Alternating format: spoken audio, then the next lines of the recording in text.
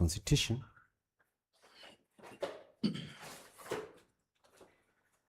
the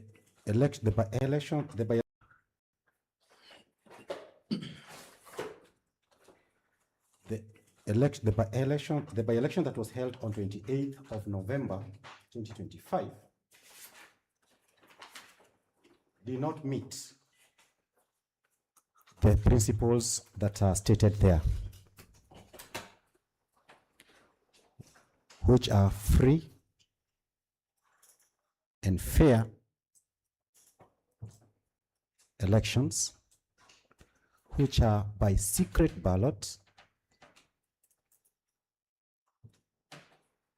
free from violence, intimidation, improper influence,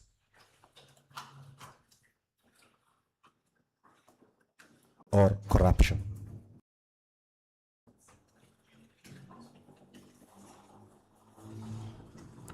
We will also demonstrate that the elections were not conducted by an independent body,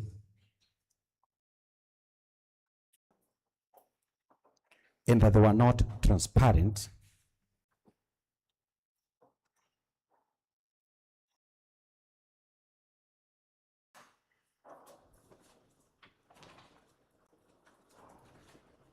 and most importantly, my lord, they were not administered in an impartial, neutral,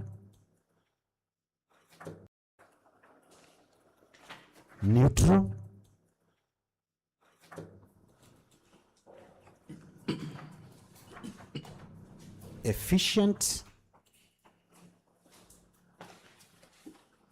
accurate, and finally accountable manner. And that's the gist of the petition that is before you.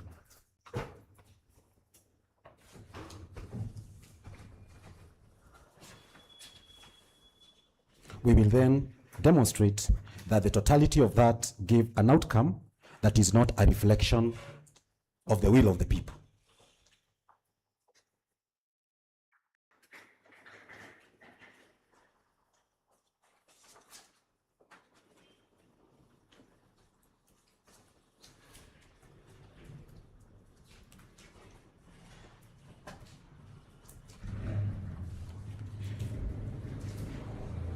We will also demonstrate that the entirety of that election is unconstitutional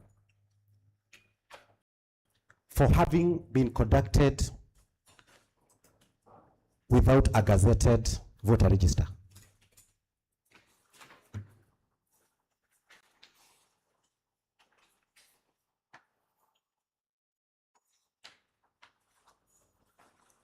And that, my lord, then speaks to Article 81, which I highlighted. We'll get evidence to that effect. So therefore, as we commence the hearing, my lord,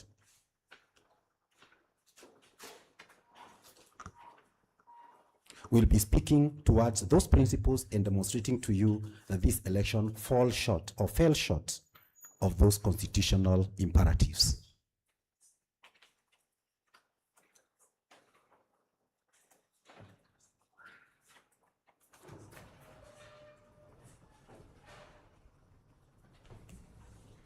Yeah, my lord, yeah, that is what I would say. And our lead judge has one remark as to what ushers in the witness. My lord, Judge Karuthwe, I will just address the issue of the witnesses. In the first instance, we are going to call the petitioner and agent, and within the next, before the next hearing, we'll have made a conclusive list of the rest of the witnesses that we are going to be calling. Out of the 18, the number will definitely reduce, but we'll give that confirmation by close of proceedings tomorrow. Tomorrow. Close of proceedings tomorrow. Tomorrow, Yes. to indicate the number. The final number of witnesses. Because by then we'll have finished with the first two witnesses. You will drop some, Yes, we'll definitely drop some.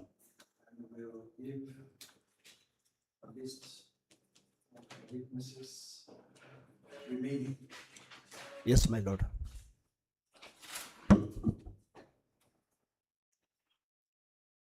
Tomorrow will be your last.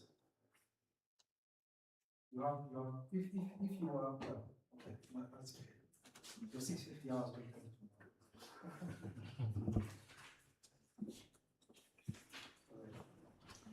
So I'm taking this to be your opening remarks. That's correct. We are not on Slack time now, we are, do you have any opening remarks, any of the respondents? I don't expect them to come in. Very brief, my lord. My lord, Charles Mongela for the first, second, and third respondents.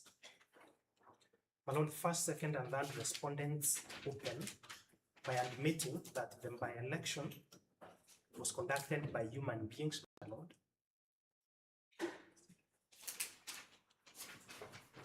And that to err, sometimes to err, my lord, is human.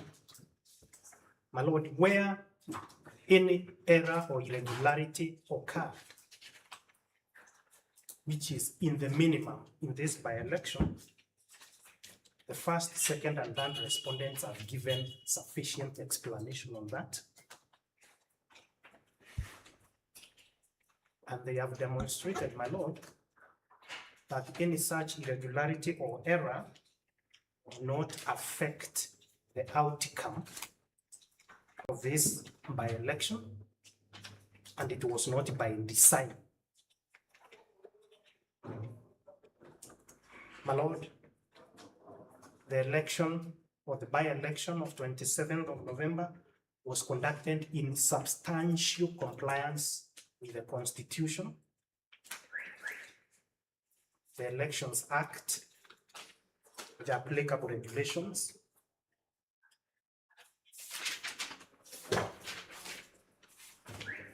the electoral body, my lord, and its officials deployed competent personnel recruited in an open and competitive manner, my lord. The electoral body and its officials, my lord, deployed technology which worked effectively, my lord. The results, my lord, whether the manual or in the technology are in harmony, my lord. The results are in harmony.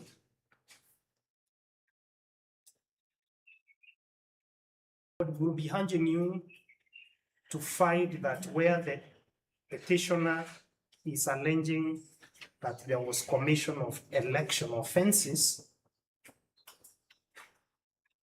the petitioner has fallen short of meeting the threshold to prove those offenses on a beyond reasonable doubt standard, my lord.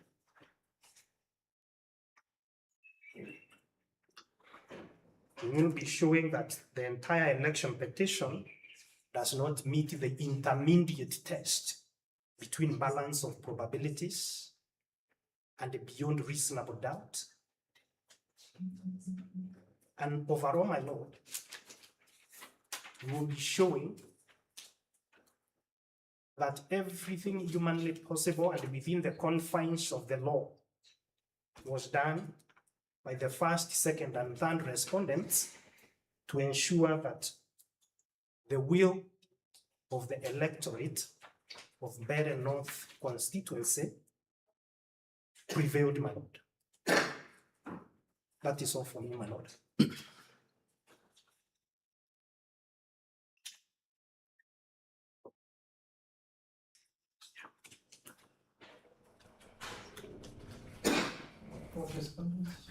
Yes, my lord. My name is Kachuba for the fourth respondent.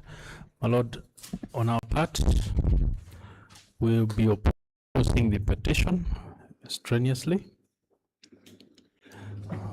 We will cross-examine the petitioner and his witnesses with a view to demonstrating to the court that the fourth respondent was a duly elected candidate for parliamentary seat in the by-election.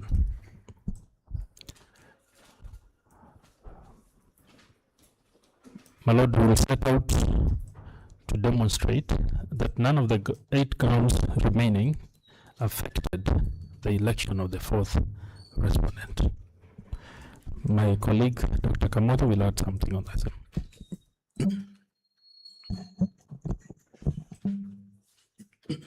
Adrian, for the fourth respondent, we shall further demonstrate to this honorable court that the fourth respondent approached the election with an open mind, ready to comply with the law, and he did all that was lawfully required of him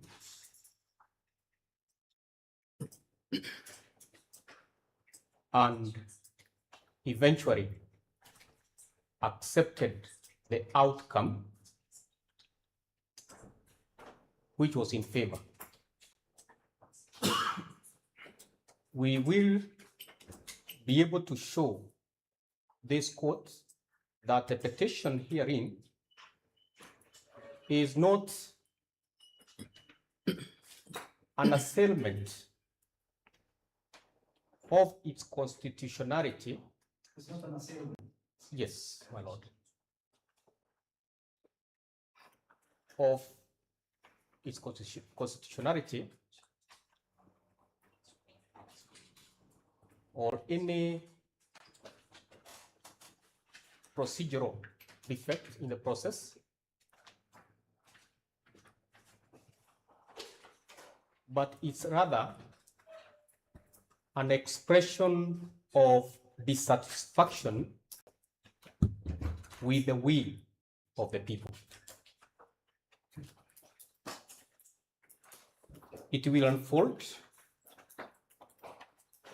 as the matter progresses that the allegations leveled against the fourth respondent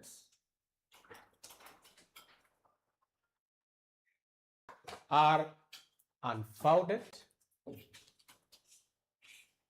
unproven,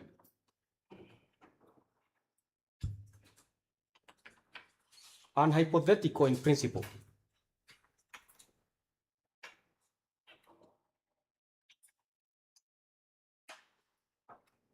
And that there will be no basis absolutely in the end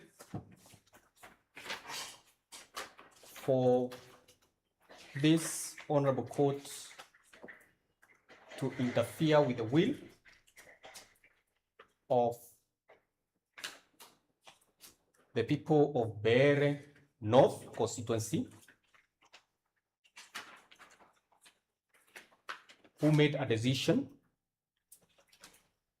which is extensively backed up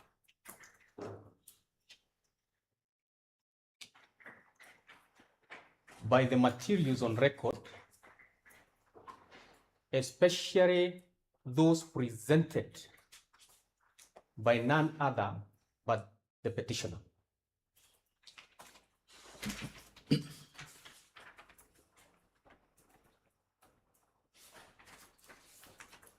The validity of the outcome, as we shall show, is well buttressed by the returns, including the forms 35A and B, lodged by the petitioner,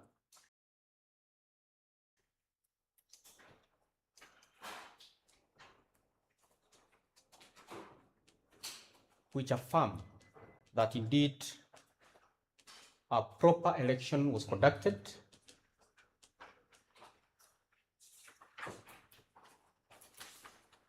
and a lawful outcome registered.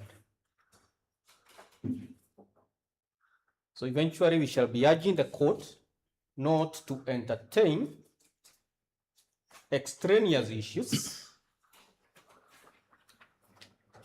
which are basically designed to deny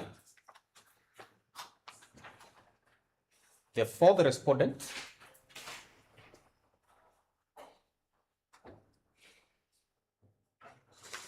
a well-merited electoral win,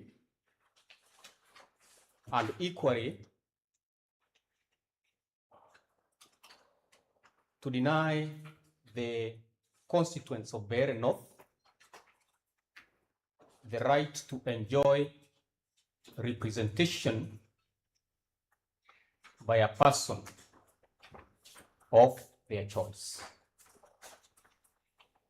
My Lord, we shall make further input once the substance of the petition has been laid out by the petitioner, and we shall eventually seek to find favor with the court that the petition shall be dismissed. Thank you, Madam.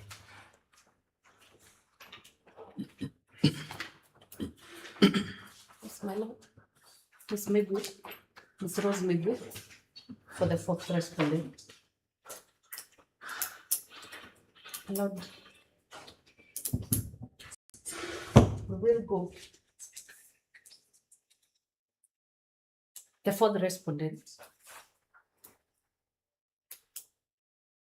demonstrate to this court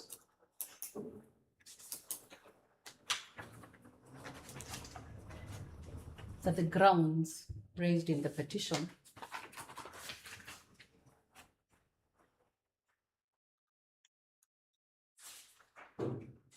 are not the attributes, omissions or commissions of the fourth respondent,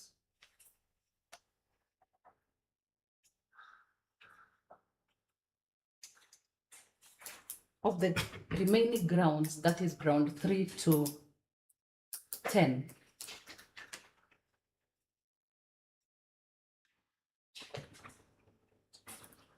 The fourth respondent will demonstrate to this court, my lord,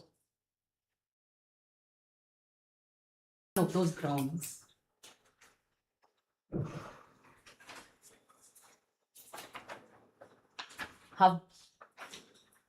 have been issues that affected the fourth respondent in his person or as a candidate.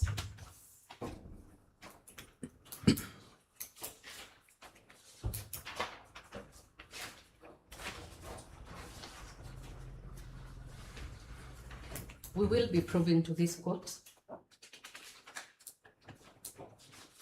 the election was free and fair, and the declaration of the fourth respondent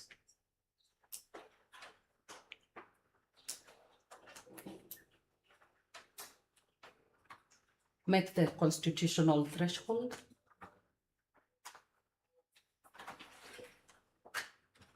and the petition as it is in bad faith, meant to deny the constituents of MBEERE North their bona fide elected leader. That is all, my lord.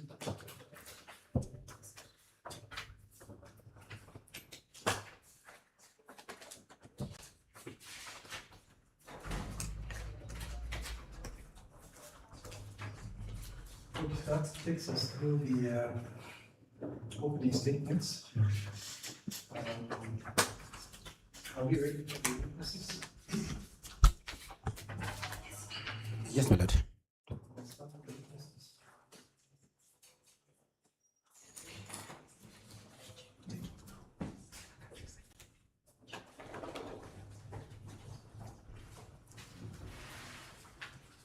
If you can, if there are witnesses who will be giving testimony later on the petitioner's side, if you can step out. Any other witnesses from the petitioner's side could step out. If you are a witness for the petitioner, kindly step out.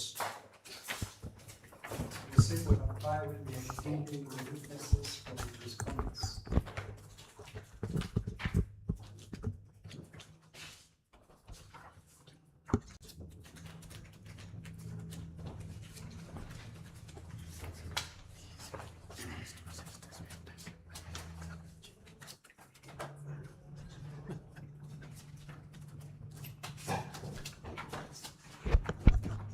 Newton, we are going to say you. Kindly lift the Bible with your right hand. It's just behind you. And you repeat after me. I swear by the name of the Almighty God I swear by the name of the Almighty God that the evidence I shall give before this court that the evidence that I shall give before this court shall be the truth, shall be nothing but the truth. nothing but the truth. So help me God. So help me God.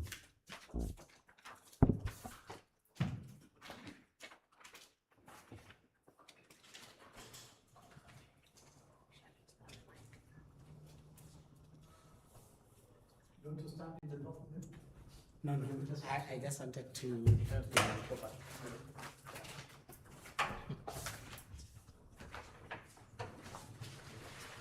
There is nothing with you standing here, but if you need to help you access. Yeah, just to go through the.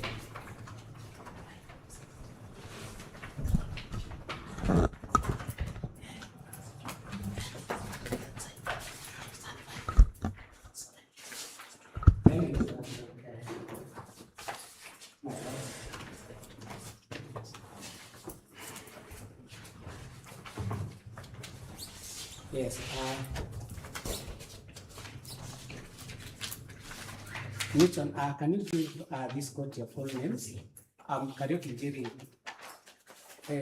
My lords, I'll leave the witness in evidence in chief. Can you give this court your full names? My name is Newton Karish, the immediate former member of Council Assembly representing Wamuthende from 2013 to 2025. I was doing my third term in the Council Assembly of Embu before I resigned to contest in this election. You're the MCA for Wamuthende ward. Wamuthende ward is in which county? It's in Embu County, MBEERE North constituency.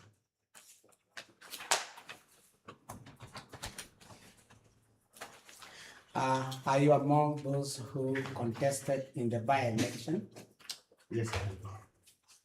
Yes, when was the by-election conducted? When was the by-election conducted? On 27th of November 2025. 7th November 2025. Confirm to this court that you are the petitioner.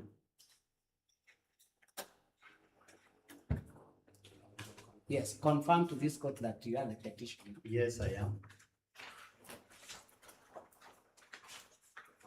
Were you satisfied with the results or the way the elections were conducted? Not really. Confirm to this court that you did swear an affidavit in support of your petition that is before court today. Yes, I did. Yes. Is this the affidavit that you did swear when in support of your petition? Correct. When is it dated?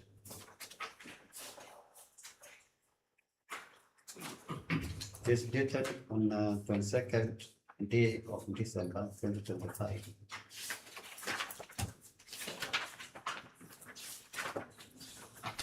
Would you wish to have this affidavit in support of your petition as evidence before the court? Yes.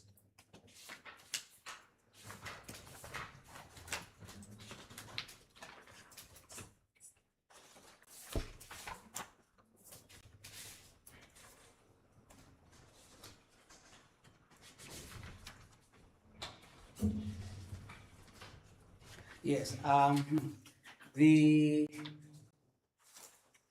in your affidavit, I would wish you to go to paragraph 8 of your affidavit. Does it lay out the results as announced by the returning officer for the by-election of the 27th November? Yes. That is the results that were announced. Can you confirm that the results were, upon being announced, gazetted? Yes. Would you wish to produce that gazette notice as the evidence before the court? Yes.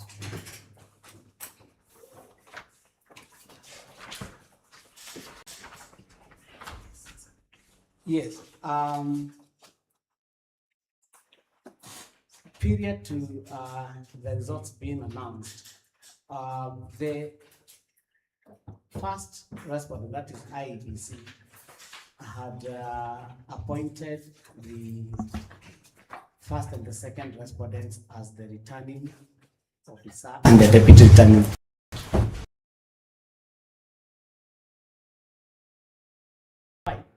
You confirm to court that there was a gazette notice to that effect? Yes, I do. There was a gazette notice.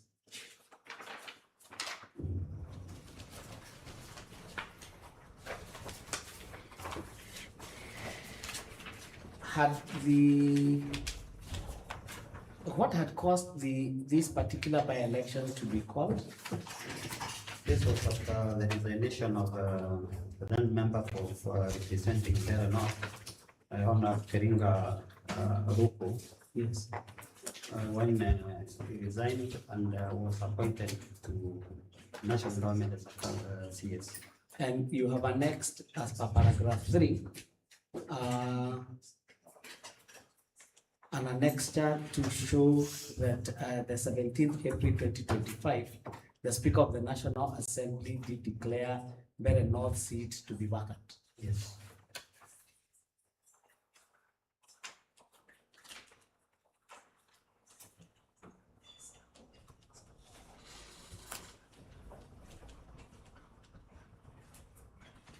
You also confirm that you are among those who were cleared to contest in the by-election. Yes, on a Democratic Party ticket. The Democratic, and also the fourth respondent was among the candidates. Yes. Would you remember how many candidates were in that by-election?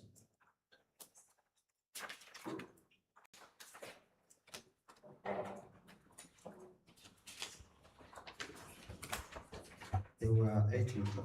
There were 8 in total. That is captured in paragraph 8 of your affidavit. Yes.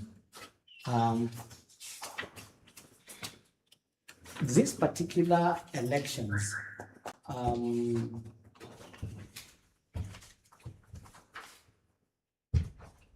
in a nutshell, how are the elections conducted? Did the IEBC, to your knowledge, comply with the law?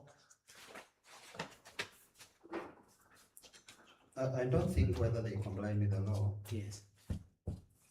Because I have participated in an election since 2013, and I have seen here that I was now in my third term, representing Mwenjewa. Yes. Number one, I have never seen such kind of so many police officers everywhere.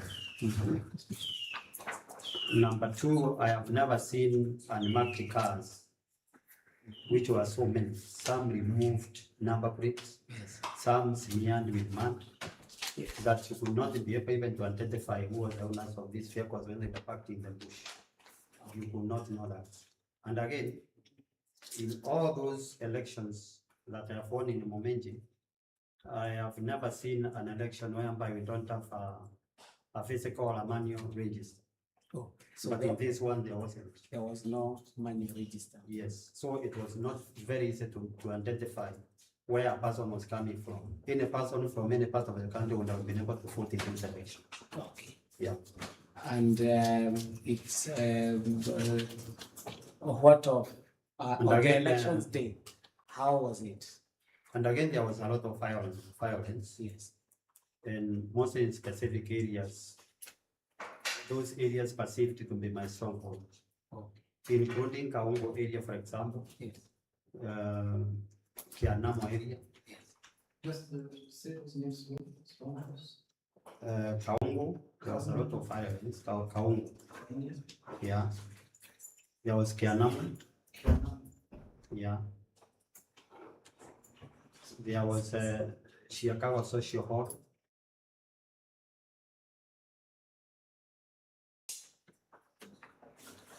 Again, there was St. Peter's,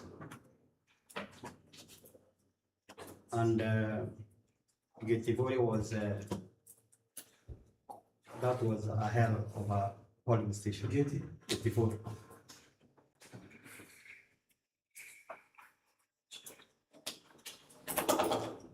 There was also the issue of assisted voters. What would be a comment? Again, I have never witnessed such a high number on assistant voters, because a case in point is Gangara polling station, whereby I went at around 11 a.m. and found that the forms are already finished. Yes. That means there was a lot of bribery, because what was happening is that people had to prove that they are voted for a certain candidate.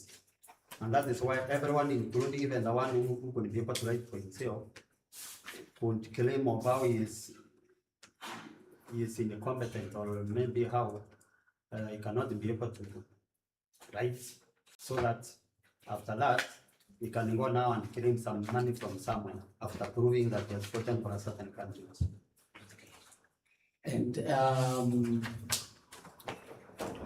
And when it came to voters who could not be captured by the Kim's kit, what would happen? And I think that is why one thing is that we are requesting for an account of these votes, because if a person was allowed to vote without passing through a Kim's kit, then anyone can vote.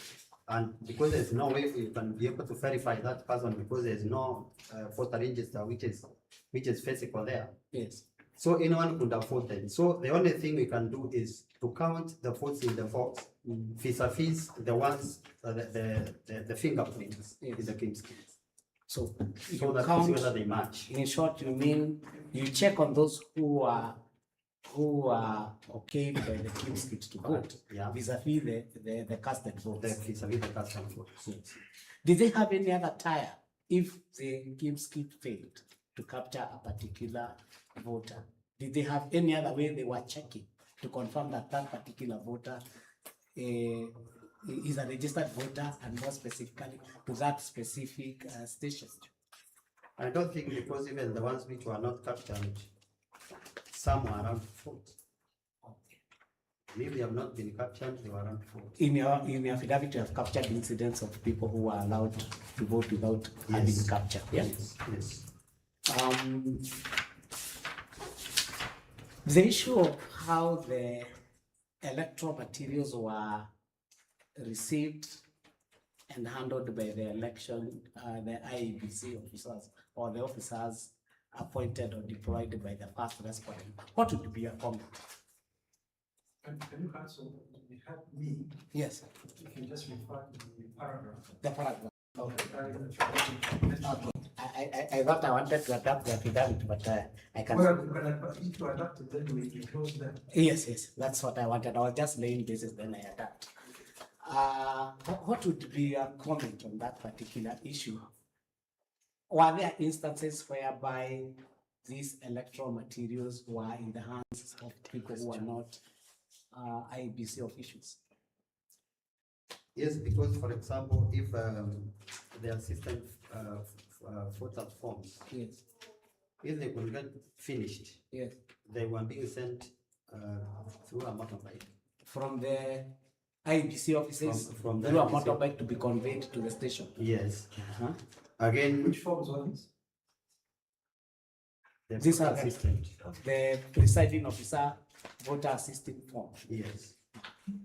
And again, when it came to escorting of the ballot boxes, Yes. there was no space secured for our engines. That is escorting from the police station to the tallying The center. tallying center. And again, that tallying center was not very accessible because even the leaders of our parties were not supposed. Yourself, were you able to access the tallying center Yes. after the elections? Yes, with a lot of difficulties. With a lot of difficulties. I had What to- were the difficulties? What was happening? There was a lot of police officers, some barriers, so many barriers created.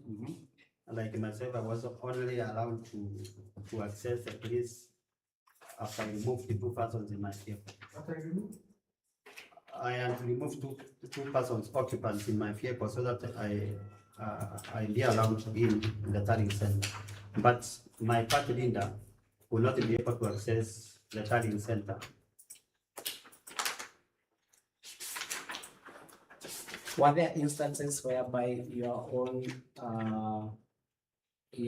some people at the polling stations were injured?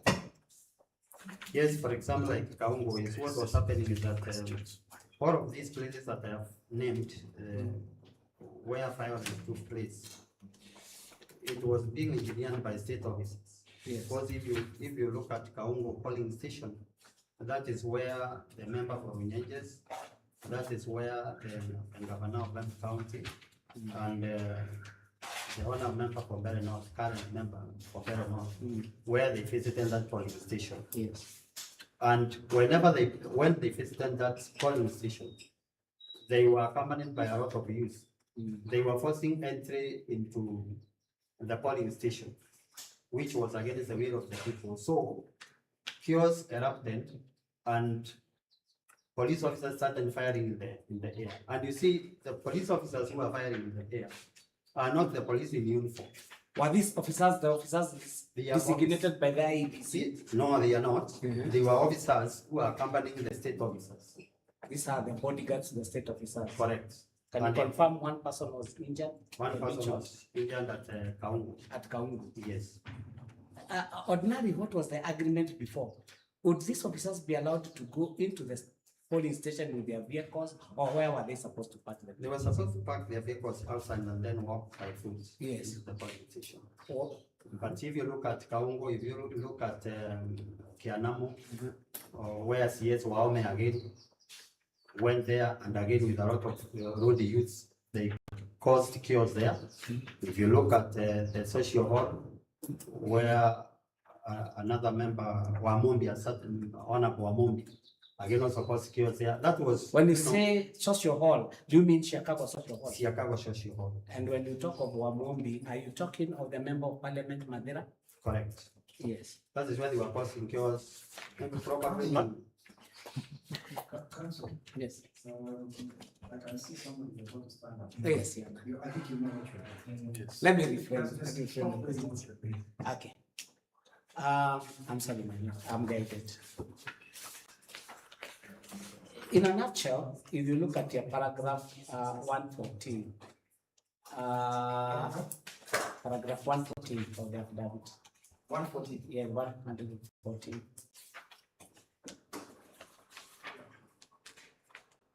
It shows an analysis of how the difference between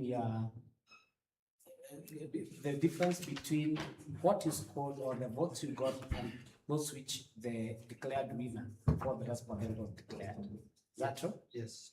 And the difference was how many votes? 469. 469. When you analyze on the polling stations that you're complaining about, do you think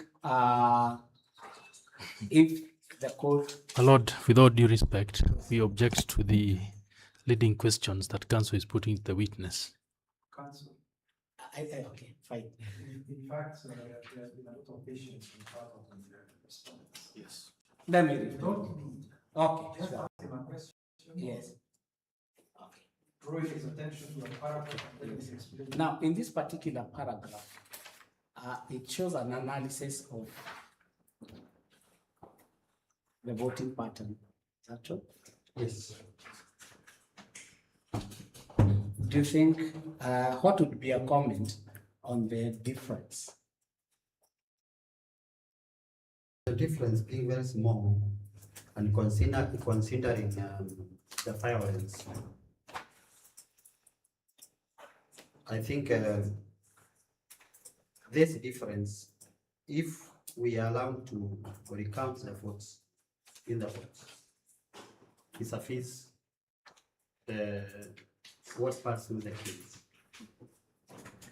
It will show very clearly that there is no such difference. In fact, you are going to lose. Who is going to lose? The current number is going to lose. The fourth respondent. Yes.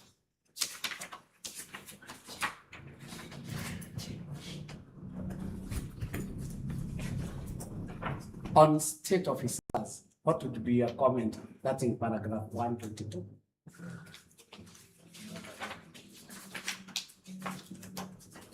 I think what was happening is that you see, when you deploy a lot of state officers, it's that there is undue influence. Because some even they were promising people that if you don't vote for the government, there's no development. So it's like they're adding an undue advantage to a certain candidate.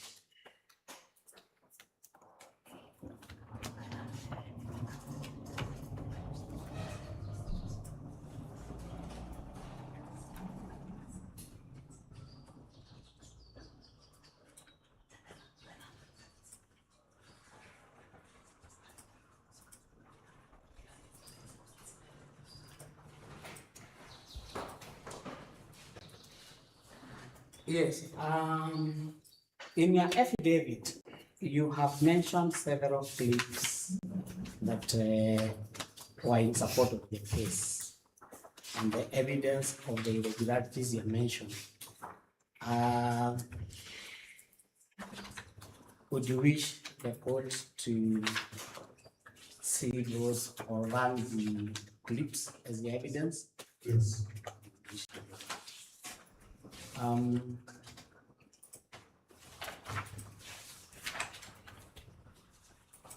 My lord, would like to go to the clips. I think IT person is ready.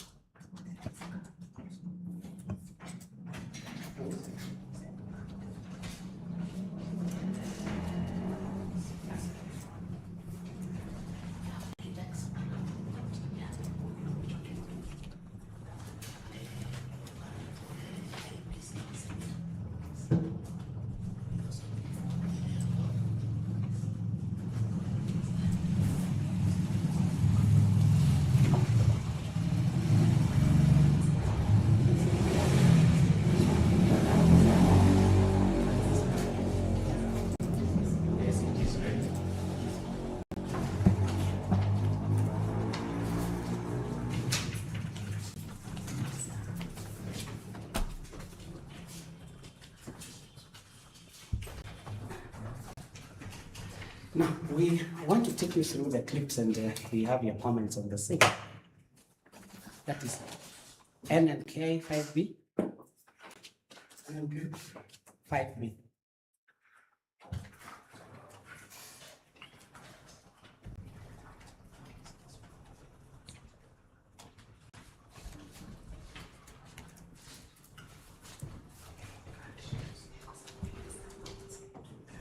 That's paragraph 50. Yes.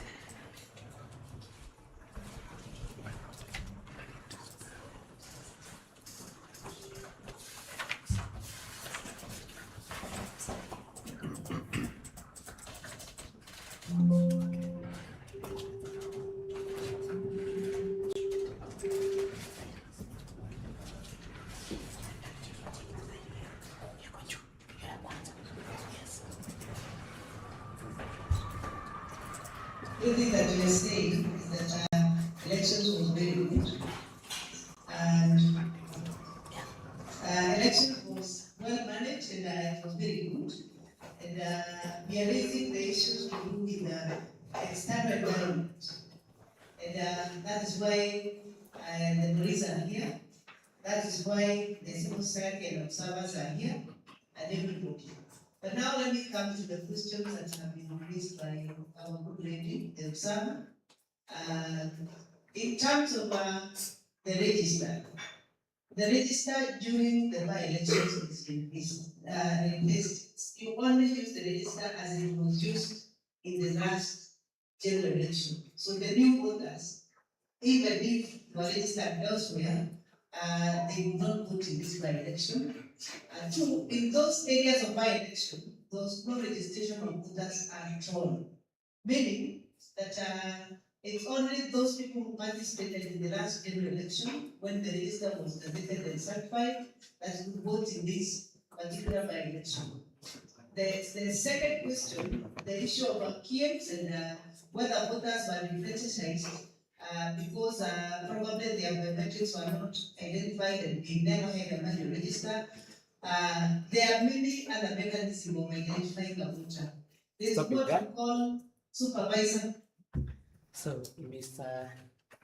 Just before you ask the question, NNK 5B, is it a series of clips or is it one clip? If it is one clip, I would like to know the name of the clip, so when I look at it, I know it is right. Yes, it's one clip just centering on a seminar as per the paragraph 14. You say NNK 5B is a collection of video clips. Yes. The first respondents, chairman and commissioners, during the formal briefings. Yes. Is that one of them?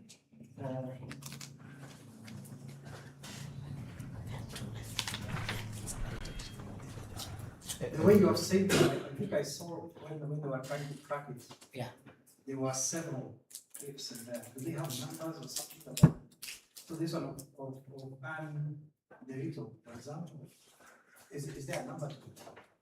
Yeah, my lord, this is Kiragu Abuta. For ease of following, what we did is that we cut that seminar into various parts. So maybe what you should do here is to indicate one is I, Roman 1, Roman 2, something like that. Because it was so long, so we cut it into pieces. So there's that one, another one by another commission. So when I'm looking for it, when I eventually get that flash disk, yes. So I actually was taken from me. Yes. When I eventually look at them, yes. How will I find it? It is written under to register of voters because we have. It's written under register of voters. Under register of voters. Yeah, register of voters. That's the way it has been saved in the flash. Yes, yes, it is. Yeah.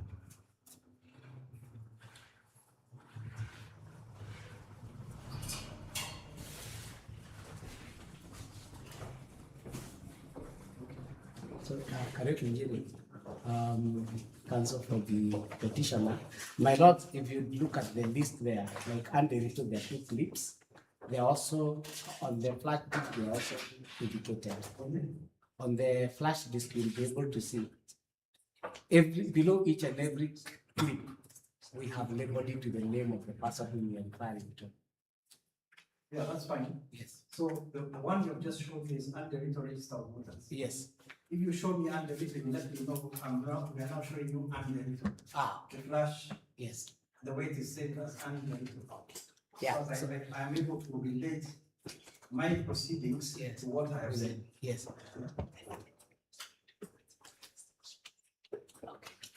Now, Newton, you are aware of that debriefing by the IEBC immediately after the elections. Yes. The debriefing was on which date? It was on 8th December in a certain hotel. 8th of December, which year? 8th of December 2025. 2025. Yeah.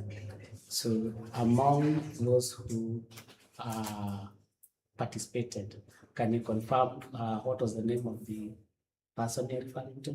It's Commissioner Anderit. Yes. Yeah. And he gave comments on questions or questions by participants that. Yes.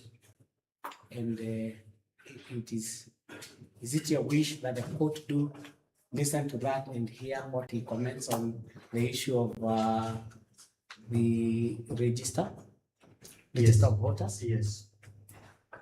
Because I think what Anderit is trying to say here is that she's trying to admit that there was no manual register. So she admits there was no manual register. Yes, and she's saying there are so many ways of identifying. Maybe we shall know the many ways. Okay. Yeah.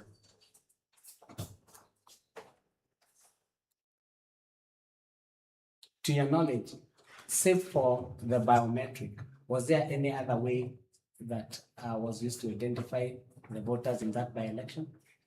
No. My lord, you can proceed to hear. Validation. Once your biometrics are not recognized by the kid for certain reason, maybe your hands have gone through some eroding because of the type of work you do, then we have other mechanisms. The first one is what we call supervisor validation. You take the details of the ID, and then you scan it, and then the supervisor will come and validate you. And then you take the photo of your ID together, the with your own photo. And that was the trip was from what time stamp? Where she started talking about biometrics. Because it appears to be the same trip. Yes, yes, it does. Go back a bit. come and validate you. And then validation. The second question, the issue of KIEMS and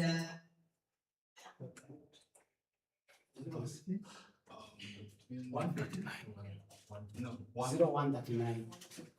No, 115. Yeah, okay. This is the duration of the screen, and this is the time which has 0115 is yes, where it this is is now. the time.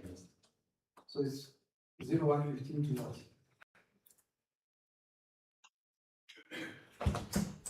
whether voters were inflated in a voter.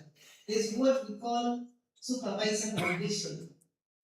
Once your biometrics are not recognized by the kid for certain reason, maybe your hands have gone through some eroding because of the type of work you do, then we have other mechanisms. The first one is what we call supervisor validation. You take the details of the ID, and then you scan it, and then the supervisor will come and validate you.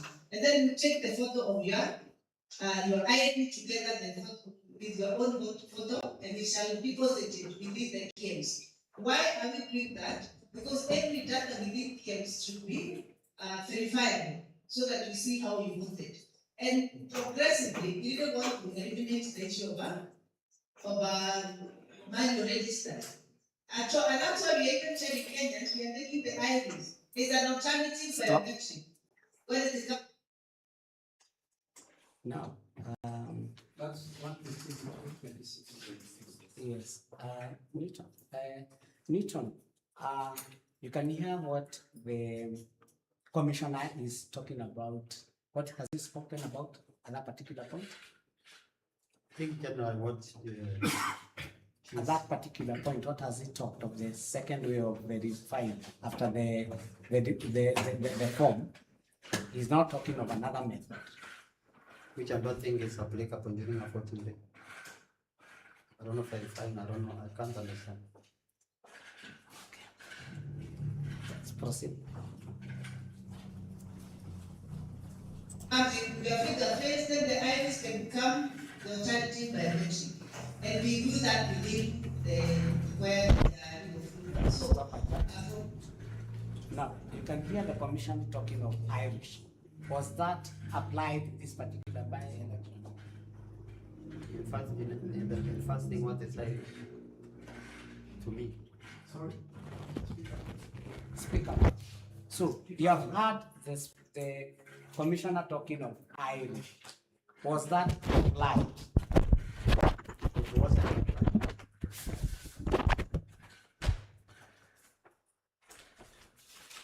Where I see that I do not think the Kenyan law differences because it will not be identified biometrically. Everybody would it unless we are given a right case of somebody was returned, and because of identification, there is none. Thank you, Professor.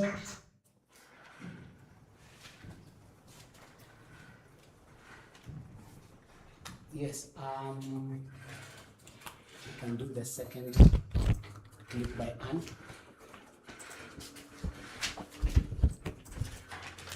That's what the first thing I want to tell them.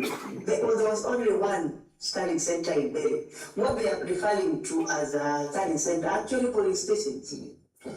Then can you condemn a whole election? Even if they were not, assume they were not around, which I checked before I came here, nobody was disallowed, and we want them to bring evidence that were actually not allowed. Nobody was accredited with a badge, accredited by MBC, that was denied entry in any police station and also in the Tariq Center. Nobody, and they can bring evidence if they were ever denied, even a footage of them getting denied entry. They see, and we see whether they were actually accredited. If we are not accredited, of course, we cannot be allowed into at a polling station. Those polling stations, really, you cannot say because you have been denied into polling station entry, then election is not free and fair. Then what is the parameters of a free and fair and credible election? So you have more parameters than that. So did they move from one polling station to another? I'm quoting Marion, Professor Marion. Yes, now, if you look at that clip, were the accredited agents, your own agents, and they allowed to access all the polling stations? No.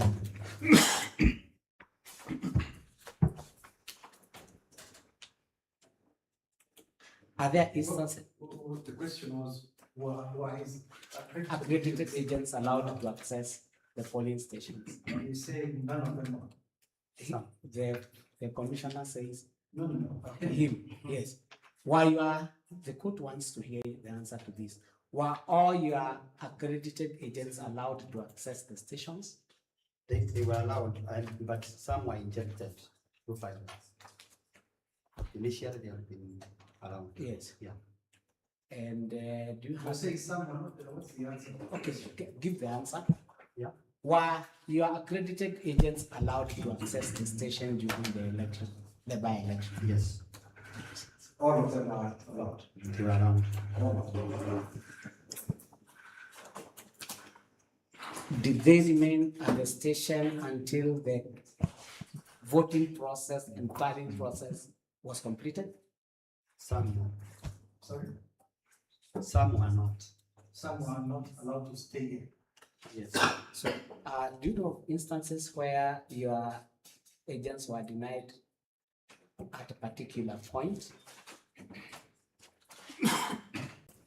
One is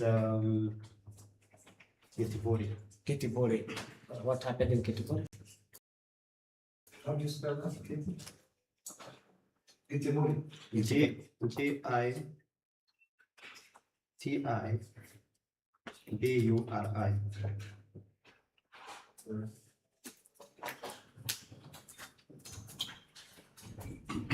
So, what happened in category?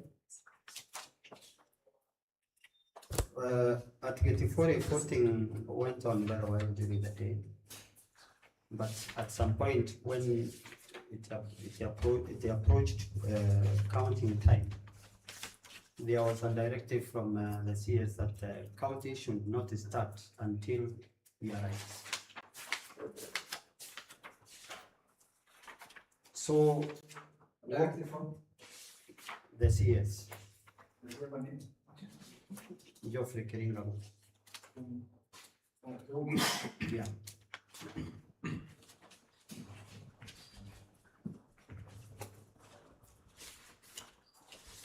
The presiding officer is the one who said that there was a directive from the CS that voting should not, counting should not start until he arrives. And then, before the counting started, there was a mysterious fire that came from, I think from a lantern. And as if by coincidence, at that time, the CS arrived with so many youths. And he demanded to be shown the Democratic Party agents. And then he started assaulting them. They were removed from the polling station. And like as if to save the ballot boxes, the ballot box was removed and then put in a standby vehicle which was outside. And when the voters, the compound and our agents ran away, the boxes were returned and counting started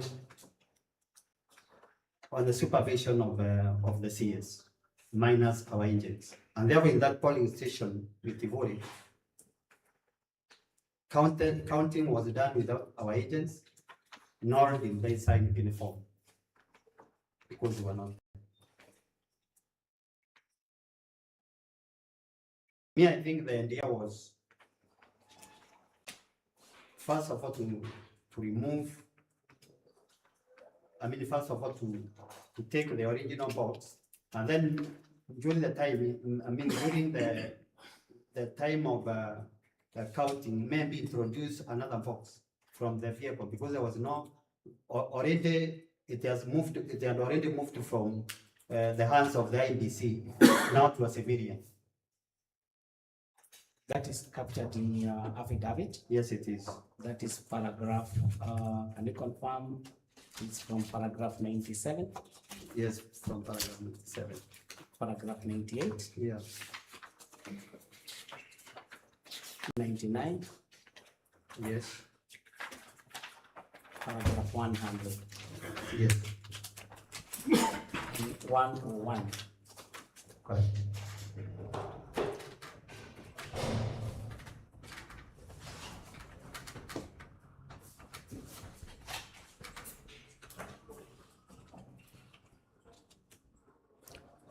There's also the issue at the Chicago Social Hall, as per your paragraph 102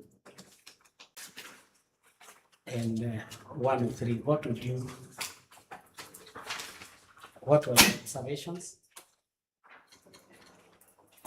At Chicago Social Hall, there were some objections raised by our agents, but then they were ignored by the presiding officer. So they went to, they continued to count the votes despite being rejected by the kids. There are some people, there are 2 persons who were rejected by the kids. Yes. But we under sharp agents who saw that these people, that those 2 people were not qualifying to vote. But the presiding officer insisted that they were to vote and they were allowed to vote. Okay, to play a clip.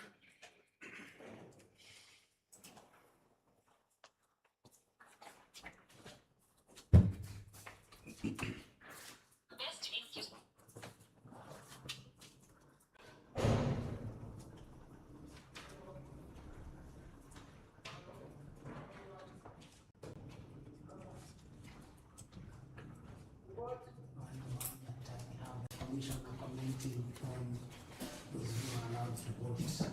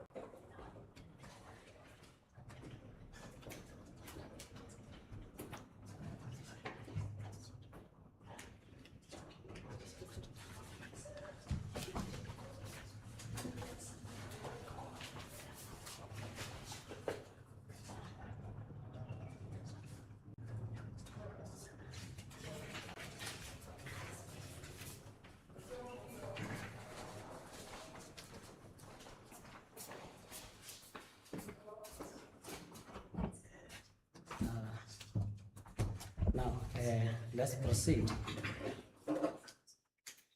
You also talked of another station that is Kaungu. Yes. Yes. In Kaungu, what happened in Kaungu? Again, in Kaungu, voting went on very well in the better part of the day. But at some point, the governor and the fourth respondent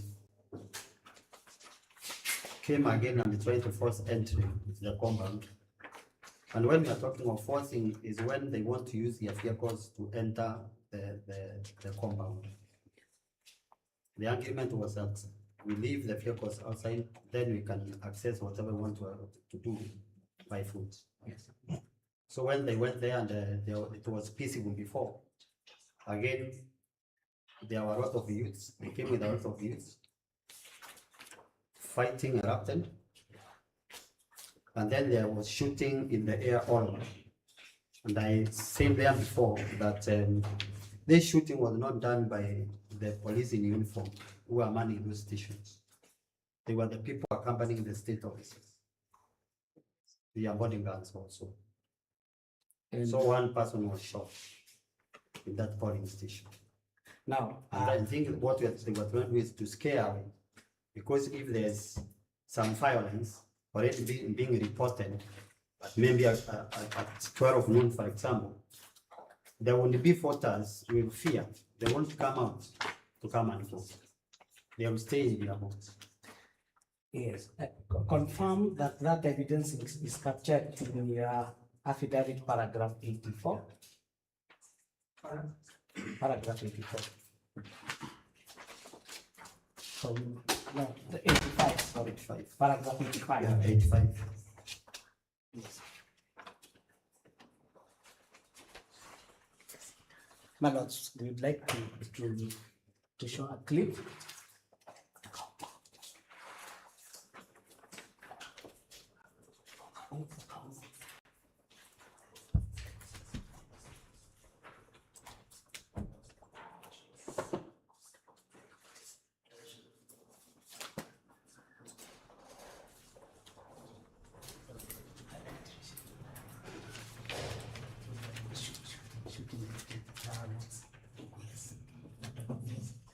The clip is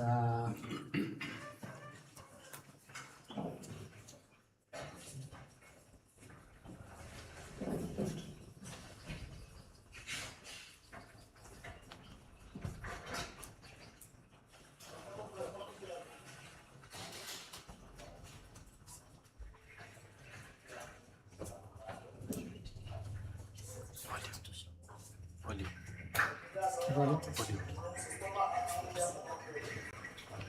Just restart. Just restart. My lord, can the clip be restarted? So that, can it be restarted and with some volume so that we can follow?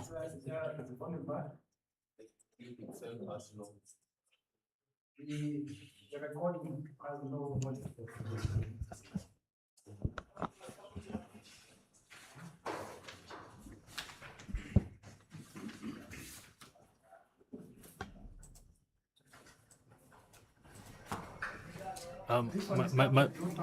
My lord, I. Yeah, it's captured in its own.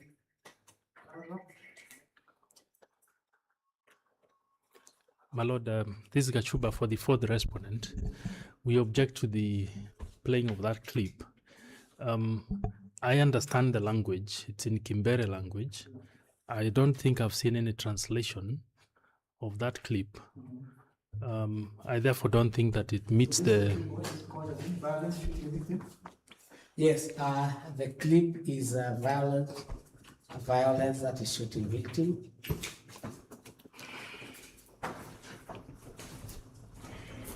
So, my lord, the objection is that without a translation of the same, it does not meet the threshold of the Evidence Act.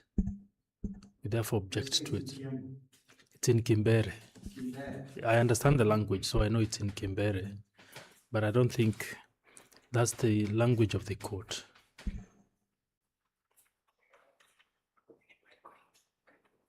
The translation has been raised. The objection.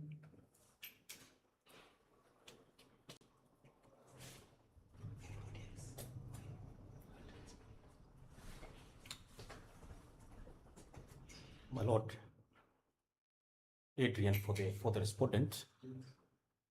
Besides, even if it was to be admissible, it is self-evident that it is inaudible. So it's not possible to make much out of it.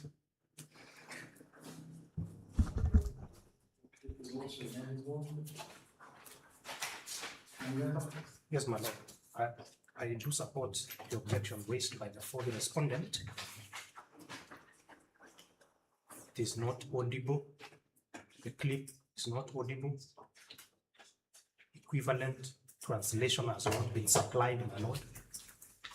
So it will not be of evidential value, even if it were to be relied upon. So it should be excluded.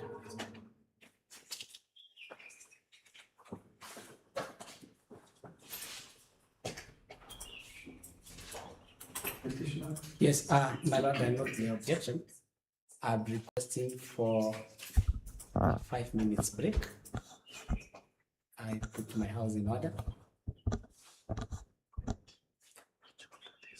Oh, my lords, my team is requesting for 20 minutes break. Then we'll be able to reply to the objection and also get the correct clips.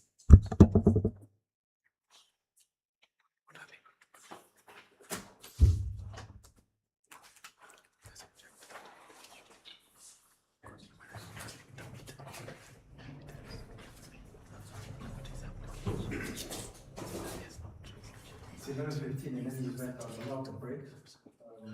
What did you Sorry, my lord. Now that you I'll have give you a already chance said, to say it when you yes, come back. I was going to oppose The break. the request to break, my lord. Oh, no. But since you are going to give one minute,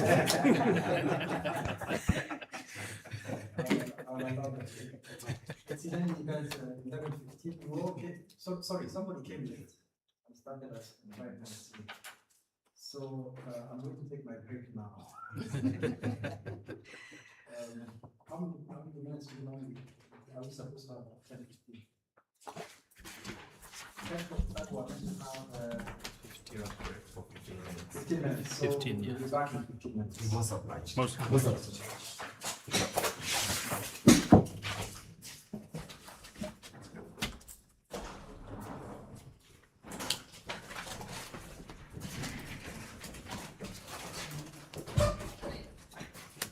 So the respondents can leave us inside the court with our workers. Request granted in entirety.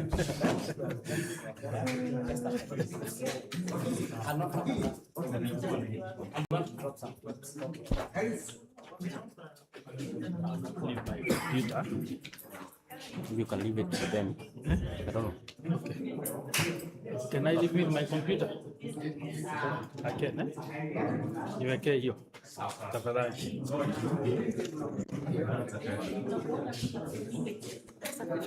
Mtu atakunywa chai. Hakuna? Mlima kama hiyo.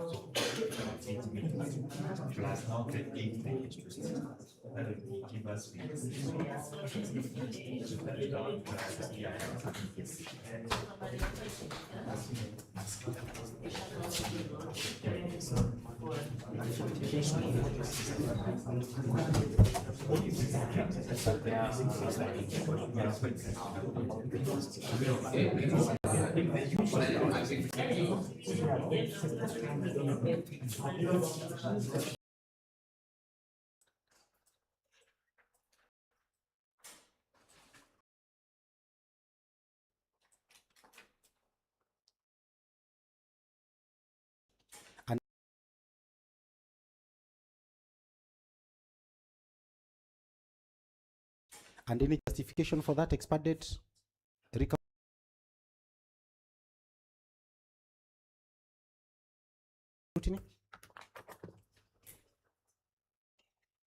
Yes, yes, because as I have repeated here, there is no polling station in MBEERE not during that election where we had a manual register. You could not verify that.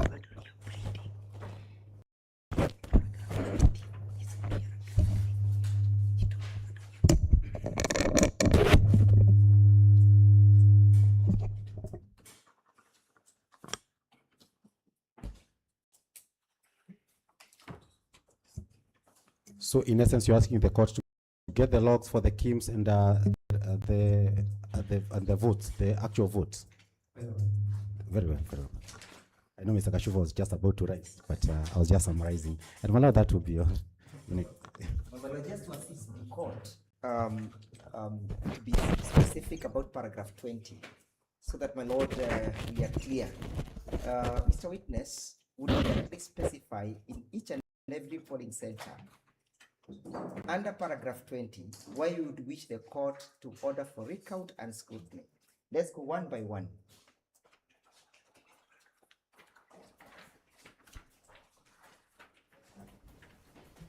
My name is Dave Wanjiru, my lord. You are there at paragraph 20. You have Itara Polling Primary School, correct? Itira, yeah. Correct?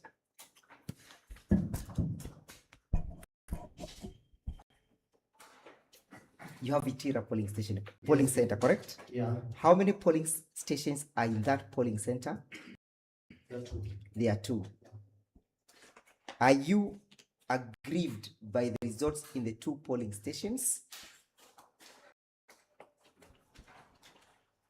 What was happening at the series massive bribery. Massive voters bribery. Did that affect the two polling stations domiciled therein? Yes, I believe I would have done better. Let's go to Siakago Primary School. Why are you aggrieved by the results in Siakago Primary Schools to the extent that you'd wish the court to recount them and retally them? Reasons are almost the same, but one thing is that there was reported cases of people or faces which could not be identified as they were voting. From whom did you get these reports from? From our agents. From your agents. How about Siangare Primary School? What is it that you're aggrieved by the results from that polling center? Shiangara polling station, I think this will be said better by our witness. You got a witness to speak to it? Yes. How about Kabachi Primary School Center? What is it that aggrieves you? At Kapache Polling Center is whereby you find some agents who are being found outside, or agents who are being found outside, and then you don't know why some of the agents were being found outside. When they later come, we hear there was stuffing of ballot papers. Who was calling them? They were being called by some of the supporters of our competitors. Is that therefore to mean that they would leave this polling center unmanned by your agents? May I rephrase, my lord? That is correct. What is it again that aggrieved you in that particular polling center?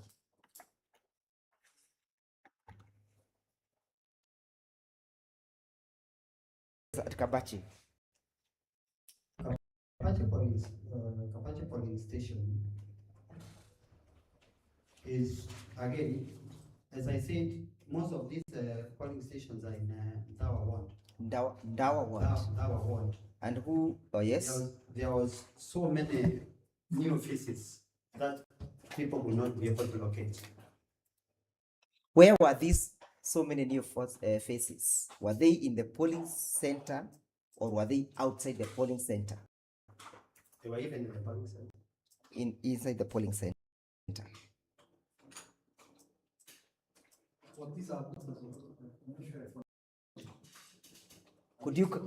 Could you confirm, was there any confirmation whether they were voters or just individuals coming to celebrate the process of the elections or to witness? Can't check.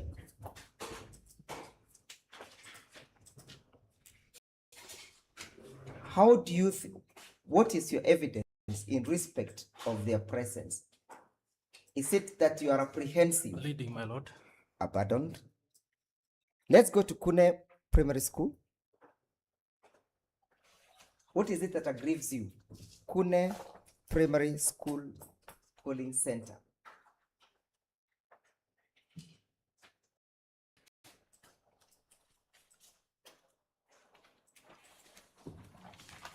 Kune Primary School. Again, there was massive bribery. Massive bribery.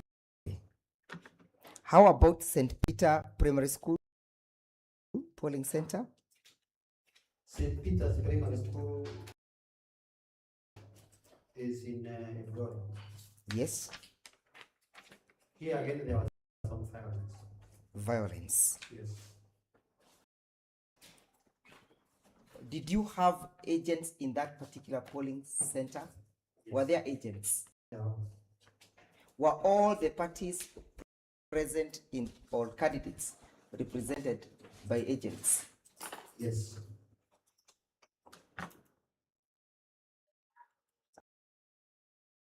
Are you able to confirm whether or not there were actions that were taken in respect of that particular violence? Whether there was anything recorded on the part of IBC, but what happened here is that there was some violence again caused by CS. Which CS in particular? Sorry? CS Roko. Yeah. And again, who was the beneficiary of this particular violence, if you do know? The fourth respondent. How about Ndutori Primary School? What is it that aggrieves you as a petitioner? Again, voter bribery. Voters bribery. How about Kanyombora Primary School Polling Center? Kanyombora Polling Center again is another polling station whereby the CS was meant to force himself in the compound with an unmarked bundle. And you see, people are already agreeing that there was no vehicle which was supposed to be provided the polling space. How about Marango Primary School? Marango, I think this has been brought by our agents. There were agents to testify to what? Have you invited them as witnesses? Yes. How about here? Kianire Primary School. Yes, Kianire Primary School and Karwari Primary School and the Kiazama Primary School.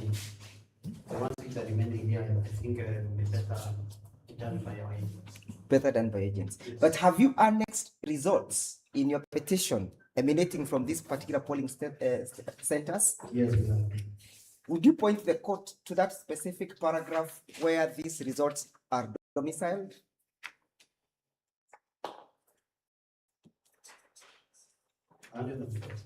There are 100 paragraph? 114. In all these polling centers, who was the winner? Who was declared the winner in these polling centers? Some I won. Yes, would you kindly specify the ones that you won?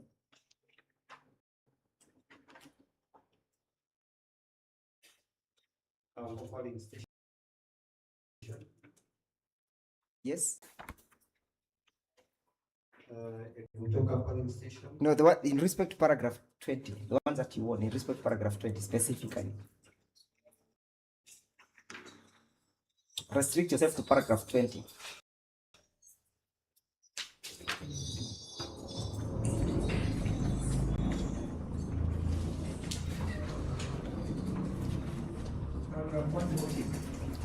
My lord, paragraph 20. No, there was reference made paragraph 114. Okay, my lord. And I'm trying to see the indication of the various candidates' votes.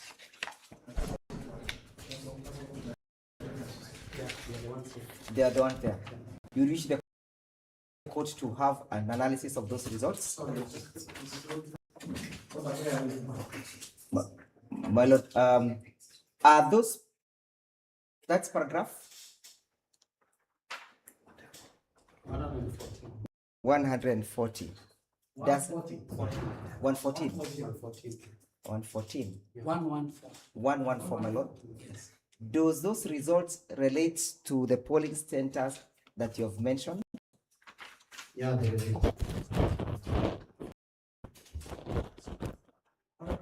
Some of them. It's not all of them.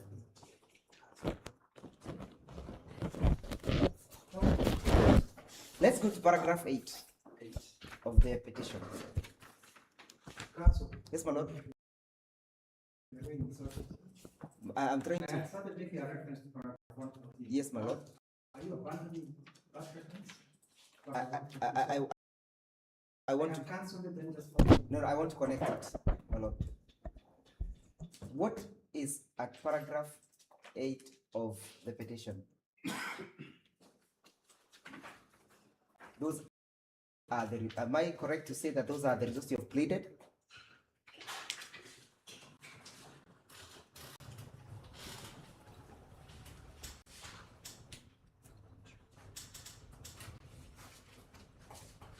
Yes, the paragraph 8 is about the number of votes each candidate got. But I'm specific about you remember the paragraph 20 you were dealing with? The ones that have led you through the polling centers. Yes? My question was, in those particular polling centers that have taken you through, who won? You said you both won, correct? No, paragraph 20.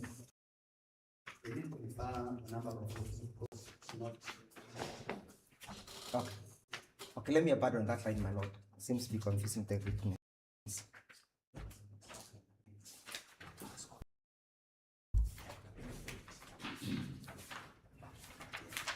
So let me go to the next question.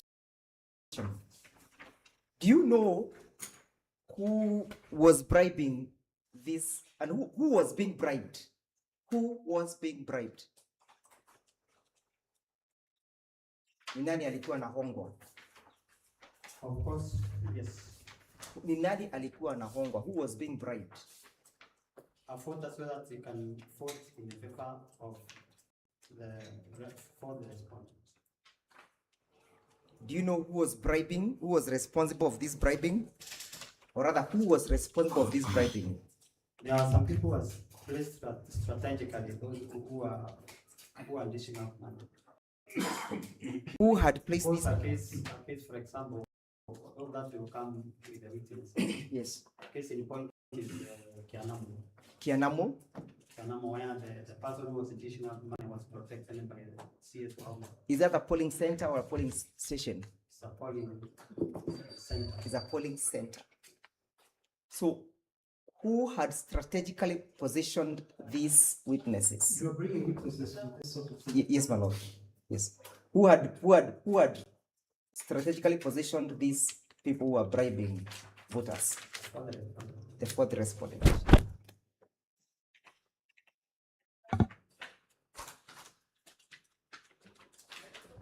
I'll ask you a legal question, and I believe that requires a yes or a no answer. Is bribery part and parcel of what ought to be done during an election? No. In your own assessment, therefore, would you say that this election was secure? Would you answer whether it was verifiable? Would you answer whether it was transparent? Would you answer whether it was accountable?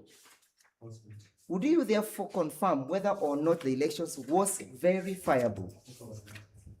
Was it free from violence? Would you therefore say that the elections was free from intimidations? Did it meet the tenets of the Constitution? Thank you.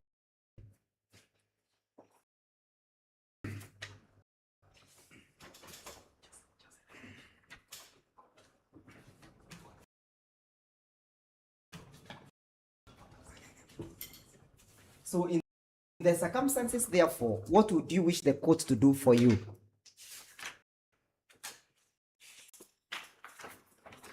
We are asking the court that to know the truth of what happened or what transpired.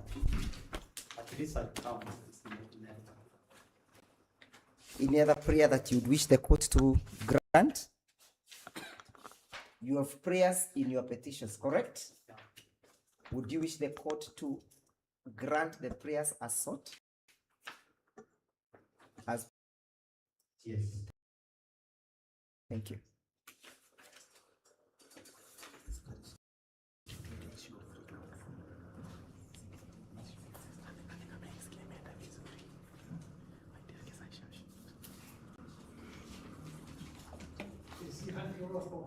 Yes, my lord, the witness is heard over for cross-examination, my lord. So, Mr. Witness, you will be taken through questions rigorously. Some of them may be harassing, but the court will protect you. Take charge of yourself, Mr. Witness.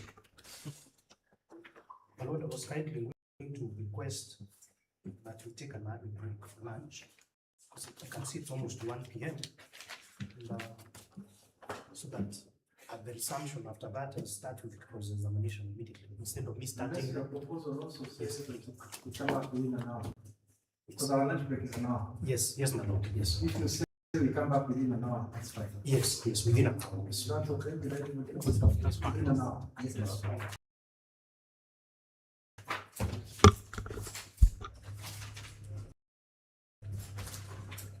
And after we don't break the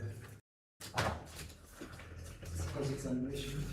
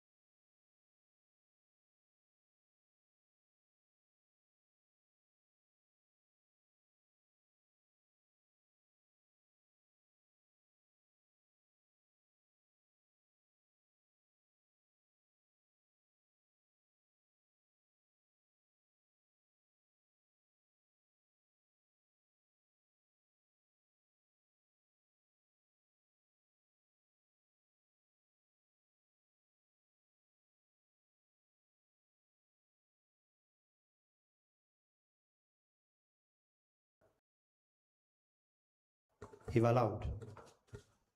What is it that you'll be searching from the polling station diary for Kaungu, for example?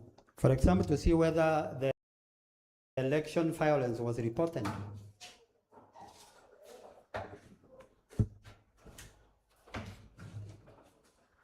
So it is your hope that if the polling station diary for Kaungu is removed and examined, you might stumble into some evidence which you do not have. MP? That is your hope. It's my hope. Very well. Do you have an issue with the results of that polling station? Do you have an issue with what you got, what other candidates got, and especially the fourth respondent? Do you have an issue with the number of votes cast? For this polling station in particular? Yes. I just, I have no issue with the 186 that I got, or nor do I have an issue of 174, but the authenticity of the results.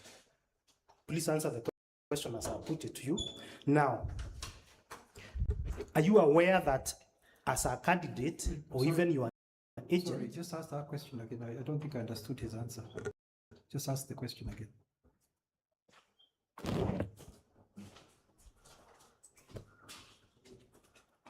I've lost it. My question, my lord, was whether he accepts the results which are recorded in these results, yes, that is form number 35A, yes, as what he actually got on the material. Yes, I do. For Kaungu, I have no issue with the results. Correct? I have no issue with the results. I have only issue with the violence. That would have changed everything. Your issue is with the violence. Yes. You have listed Kaungu polling station as one of the polling stations where you want this honorable court to order scrutiny and recount. Correct? Correct? Yes. Yes, you have.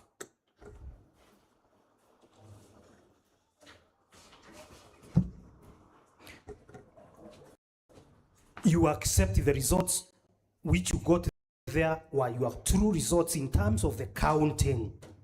What was counted is what was recorded. What was counted on that material? True results as reported. As reported. Yes. So, this brings me to the question. So when you seek reopening of the ballot boxes for Kaungu polling station, so that the honorable court can do the hand's task of counting those votes again, what do you want the court to be confirming through that exercise? I want to confirm one because in this polling station, Your Honor, voting stopped for almost 2 hours before resuming again. And you find that the agents, all of them were ducking for safety. Some even hiding below, under the tables. So maybe there are some votes which were introduced, we don't know. Maybe even what is reported here as 174 is not real from my competitor. That is what we will be digging. Very well, very well. You have seen the voting stopped for about 2 hours. Correct. In a Kaungu polling station. Yes. And it is also your evidence you are not at that polling station. I wasn't. Where did you get this information from? Our agents. Which one?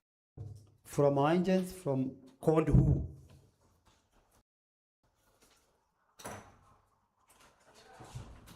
I think it's in our files. It's somewhere. You will meet him at an opportune time. Is it the person called James Murethi Ireri?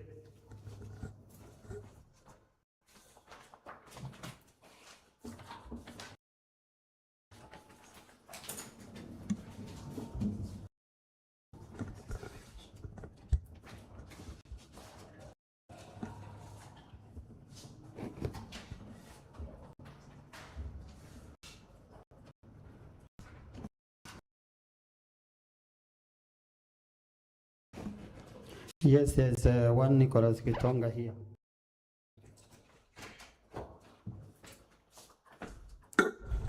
You said there is Nicholas Gitonga. Yes. Is he one of the witnesses you have in this matter? I don't think. Is he? Please confirm that he is the Gitonga you have mentioned is not a witness in this matter. It's not a witness. And if he is not your witness, then it cannot be the basis on which you come to tell the court this station stopped voting for 2 hours. So please tell us, based on the witnesses you have here, where do you get the information voting was suspended for 2 hours? Because the evidence I have from Kaungu, from you, does not mention anything of that nature. You see, to prove that, if at all the court can maybe ask for that proof, and they can, maybe the court can ask, we produce one Gitonga for your purpose, we can. All right, I've heard you. Now, before I leave this station,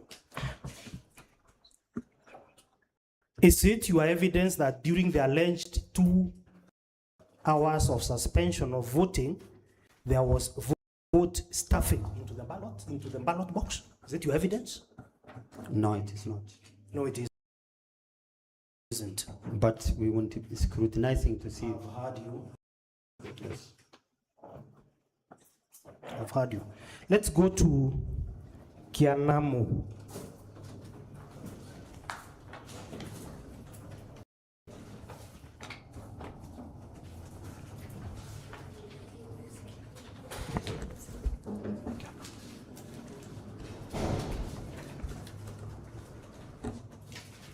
What is your main issue with this station called Kianamu? I say violence and default and bribery. Violence and? Default and bribery, violence.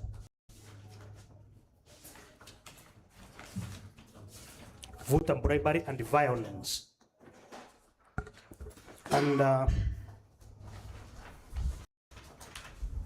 this voter bribery and violence, is it in the polling center or the polling station, or is it outside the polling station? Close proximity to the polling center. It is close to the polling center, but outside it, right? Yes. It is outside the polling station. You see this issue of, I don't know how you would want me to answer this question, but Your Honor, when this polling station, why we are bringing the issue of this polling station is to prove the violence that was in most of the polling stations. That is why we have brought it here. Not even about the votes. It's about the violence that took place there. So for Kianamo, you are more concerned about the violence. Kianamo is about the violence and voter bribery.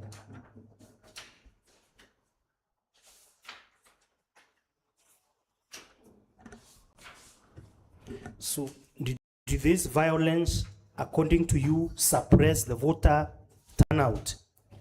Of course.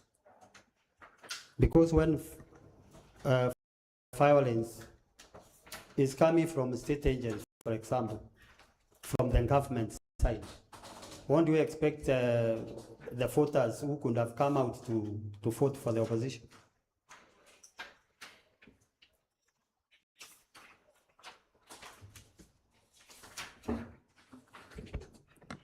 I'm just trying to get you the results so that we can look at, so that I can demonstrate to you that the voter turnout was not what you say. Which page? Just a minute, my lord.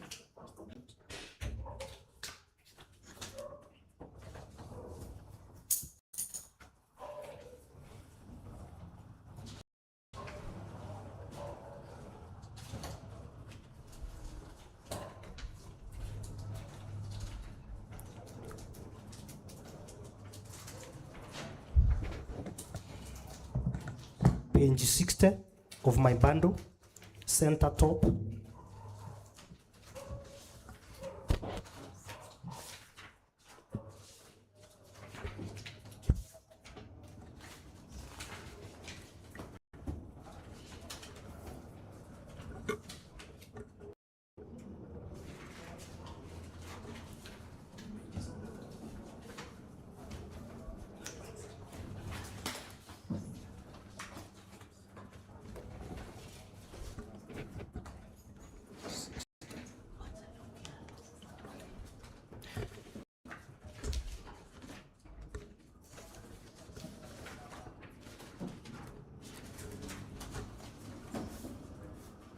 Please, let's have a look at it. Kindly confirm the station and 5. This is station 1 of 1, which means it is a single polling station. Please confirm that the registered voters are 508. Kianamu.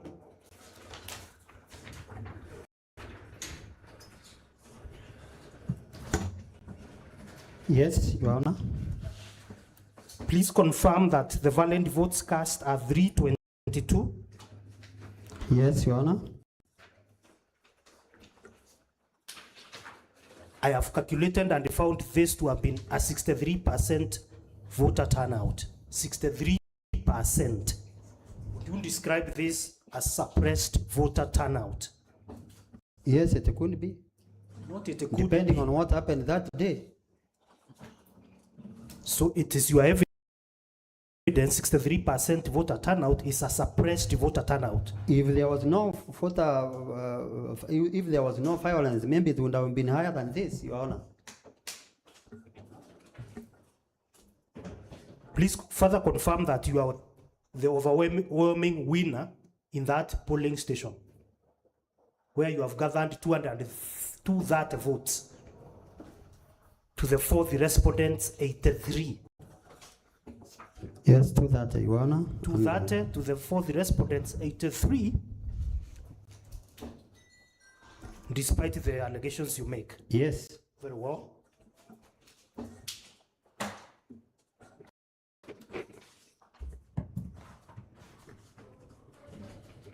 I heard you say your agents were excluded from some polling stations and the tallying center. And I want to start with the tallying center, where you say your party leader was excluded. No, I think what I said is that when the votes were being transported now to the tallying center, the NOAA agents went there. Yeah, let restrict your question you're answering to. Was your party leader, is it your evidence your party leader was excluded from the tallying center and you have an issue with that? He was not excluded, but he could not find his way to that place. Yes, he could not? He could not find his way because of the heavy presence of police officers on the roads, the GSU on the roads. So did he get there or not? He didn't. He did not get to the He tallying. didn't.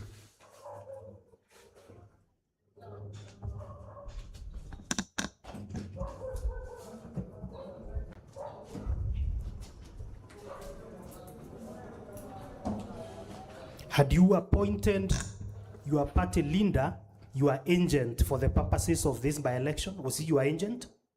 No, he wasn't. He was not your agent.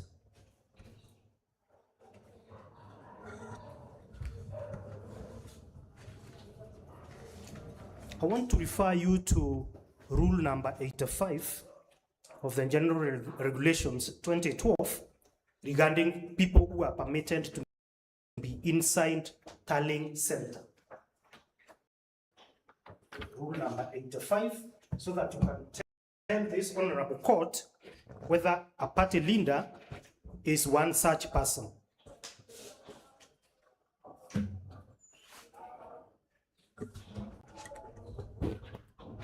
Please read rule number 85. The presiding officers and other election officials on duty, a candidate, a person nominated as a deputy to the candidate, where applicable, a member of the commission, authorized agents, a police officer on duty, duly accredited election observers, and duly accredited media persons.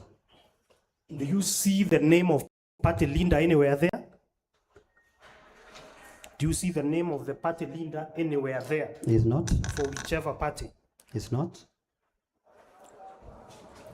But so, practice, therefore, notwithstanding that you tell us it is your party leader who didn't find his way to the tallying center, even if he had actually found his way there, legally, he could have been excluded.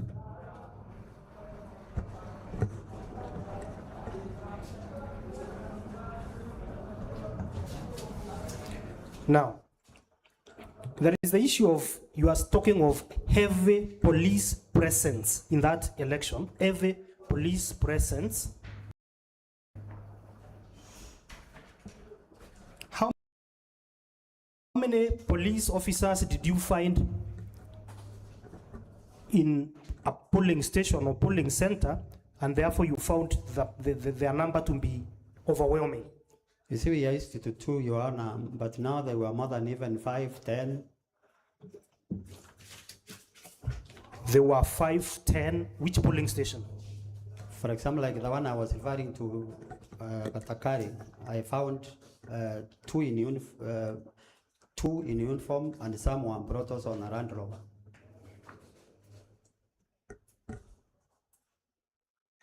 You are the one in Gatakari. You are at the Gatakari polling station yourself. Yes, I was there. You are there. Yes. You found 2 police officers in uniform. In uniform. 2 police officers in uniform. Yes. And those 2 police officers in uniform were the ones on official duty for the purposes of this election, right? Yeah. Those others who are not in uniform, did they play any role to get as far as this election was concerned?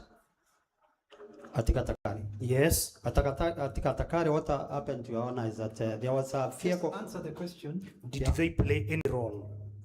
The ones in? Regarding this election. The ones who are not in uniform, who you allege are there, they are not in uniform. Did they play any role? Did you see them inside the voting room? At Katakari, no. You didn't see them inside the voting room? I did not see them.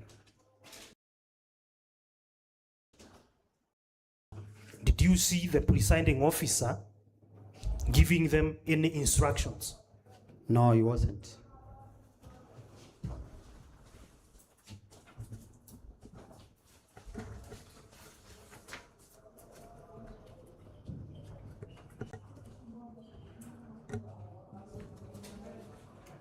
I want us to go to a station in which you raise a lot of issues with, called Getibori.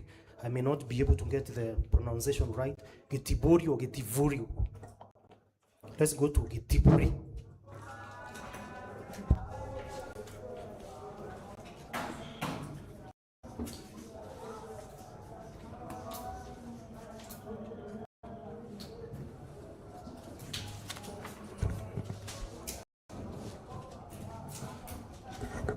What is your main issue? Sorry. First of all, how many stations are in Getibori? How many polling stations are in that polling center, Getibori? There are 2. 2 polling stations. Let us start with the polling station number 1. What page is this? My Lord, in the petition, sorry, I've not yet gone to the results. I'm just referring to the petition, where I'm referring to his witness in page number 83. Page number 83 of the petition bundle.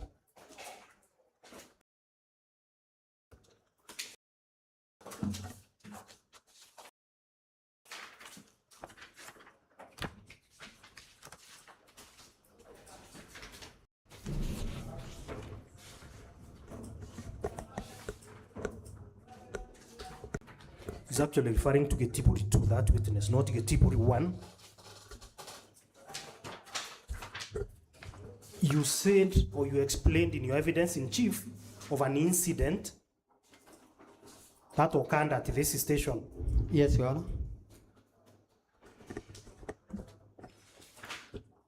Specifically, you said there was a mysterious fire caused by an explosion in the gas lamp which was being lit. Yes, Your Honor. Mysterious. Why do you call it mysterious?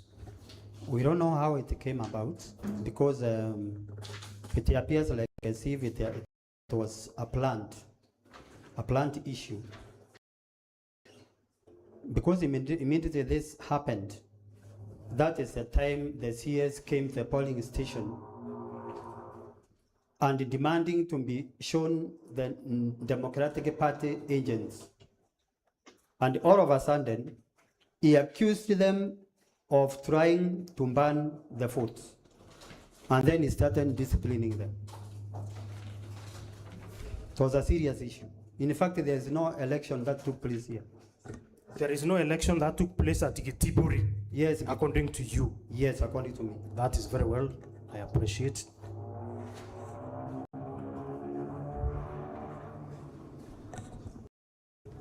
At what time did this gas explosion occur?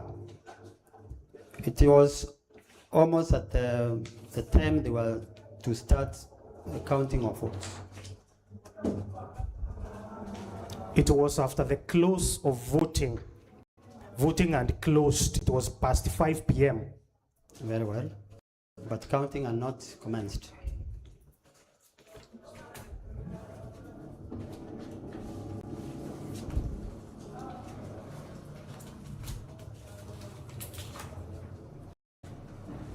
Are you aware that as a precautionary measure, the IMBC and its polls officials keep a backup lighting in the nature of gas lamps in case power were to go off during the counting process? Are you aware of that? I am aware. You are aware they keep a backup in the nature of gas lamps just in case there is a power blackout or power failure?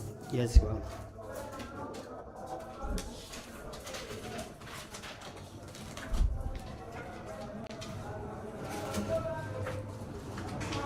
And that therefore this explains the presence of the gas lamp which exploded at that polling station that day. You may take it that way, but that is why this gas lamp was there. Oh yes, that's why.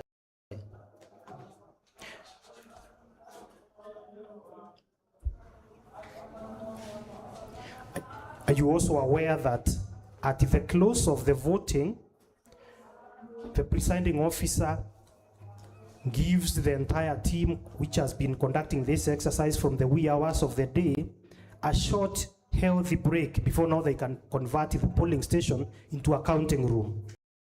That I cannot tell because I was not there. It will be given by the agents when they come. I'm not just talking about Getiburi in particular. I'm now generalizing that they would take a short break because these people remember they started before 6 in the morning.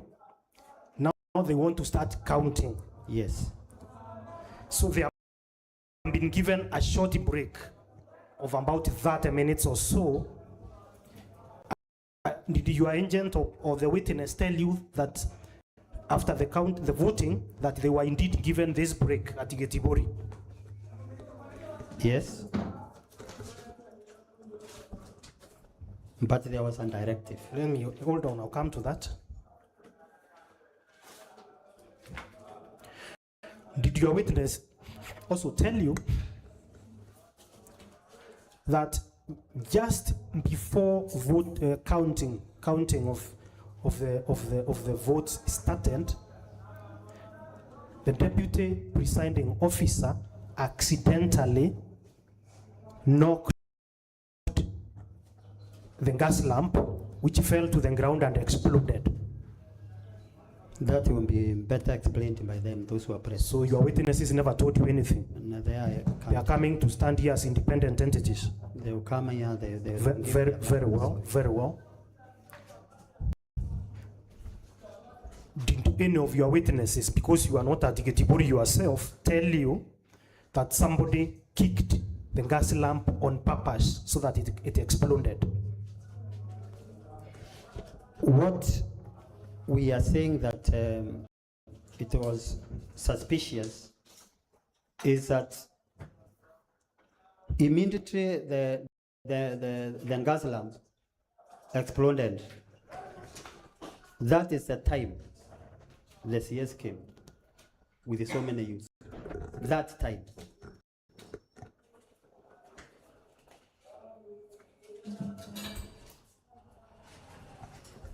Now, are you aware that after the explosion, there was fire in the room? There was fire in the room, which then ordinarily people had to, first of all, take care of their safety, that there was fire, right? Correct. You're aware of that? Correct. And therefore, it was natural that the first thing to do was, we are looking at safety, right? Okay.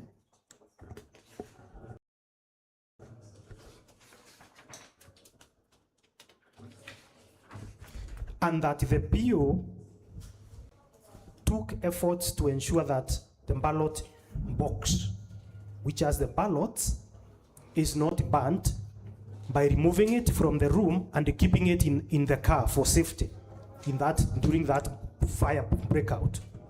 I don't think it was your car. Where was it kept? Where were the materials kept after they have been removed from the fire room? Where were they taken? They were taken, I have said, when this happened, immediately the CS came.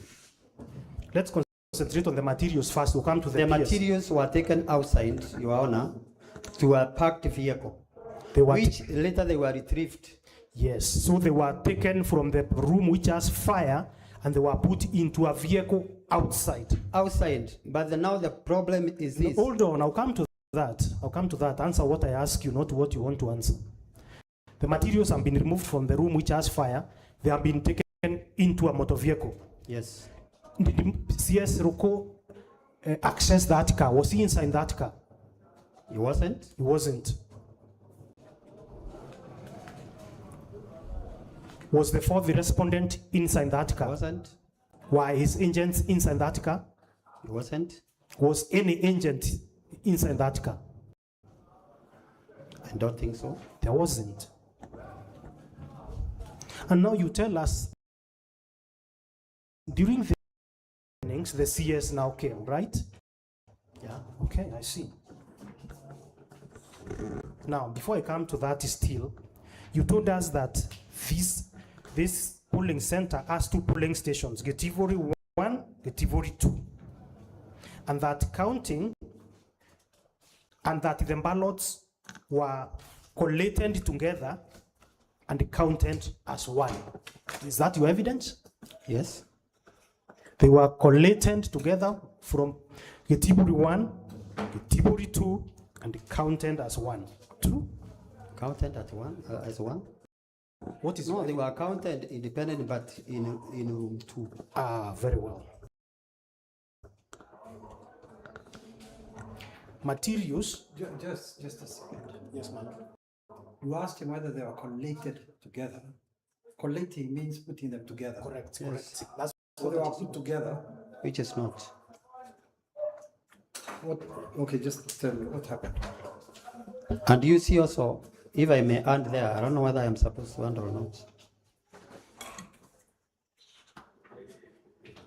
What we are saying is that those votes which were taken to room 2, Your Honor, our agents were not there. They are already there now. No, before that, what was your evidence on category 1 and 2 about the counting of the votes?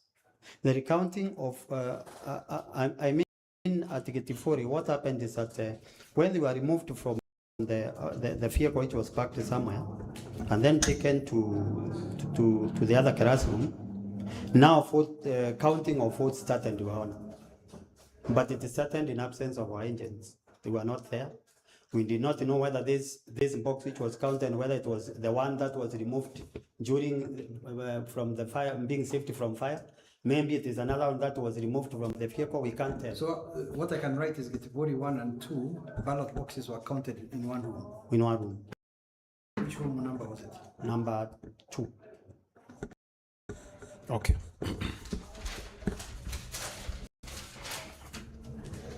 And the part of your complaint regarding this polling station is after this ballot was moved to Tipuri 2, your agents were not there. So you don't know what happened. Yes. So again, I'll take you to my bundle, page number 74.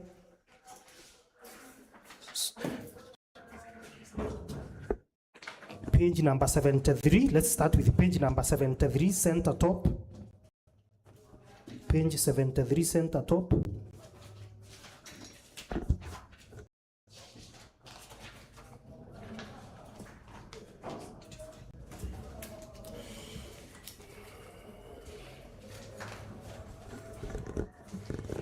Now let's go to the agents and the candidates if present at the bottom, the table at the bottom. Correct? Yes. Let us see the people who are signing or witnessing the results. I can see there is, can you have a look at them? Yes, I the can people see who are witnessing the results. Please read for us who witnessed the results for the UDA. Monica Njage. Which station are you? We are in 1, Ketiburi 1.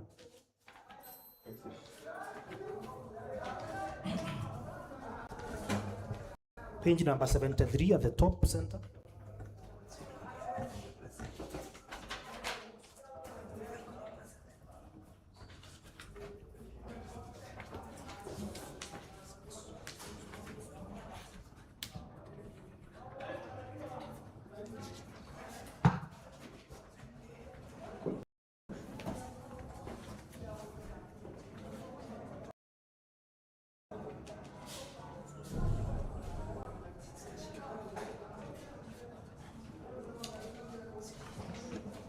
You found it.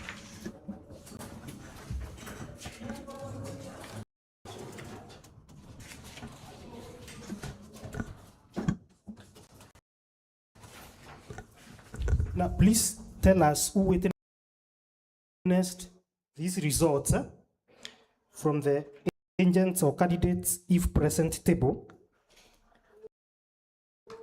We start with the first one. Joseph Mugendi is witnessing on whose behalf? CCK. The next one, Ignatius Ngare is witnessing for? You don't have a name like Ignatius here. The first one here is Simon Kariuki. Where are you reading? Page Oh, 73. this is, I've seen where you are.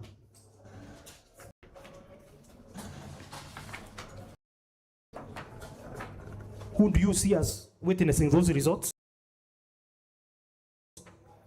I see Joseph Mugendi. Joseph Mugendi of Chama Chakazi. Yeah.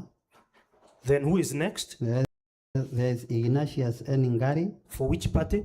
For UDA. And who is the third person? We have Simon K. Namo.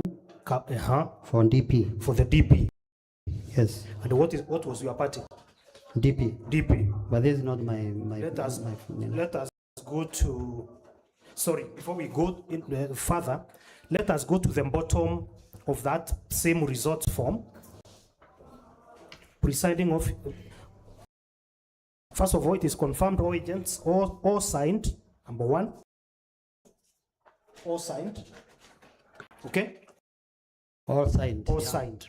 Yeah. I've heard you say Simon Namo was not your agent. Yes, he wasn't. He was an imposter, according to you. Yes, he wasn't. What action have you taken regarding this imposter? That is why I'm here. Have you reported him to the police so that he can be investigated and action taken? There are so many things, Your Honor, that we report and Please answer my question. Haven't. You have not. I haven't. Do you know that it is a criminal offense for somebody to pass himself off as an agent, as a candidate's agent without authority? Maybe including even the one who was handing him. Do you know it is an offense? Maybe it is an offense. Or you don't know? Maybe I don't know, but it could be an offense.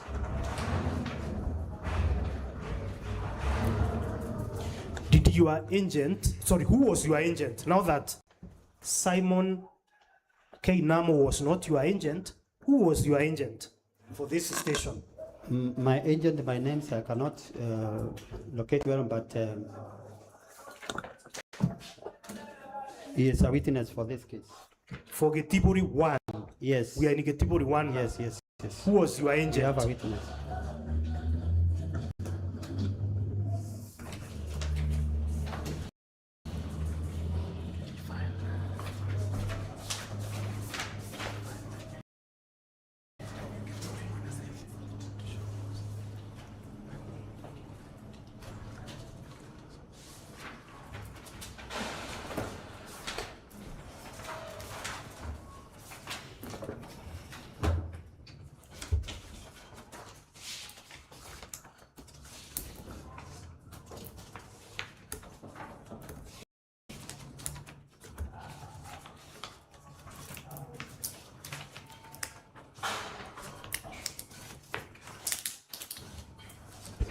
Okay, I'll come back to it as you, because you are looking, your counsel is assisting to see whether they can find it.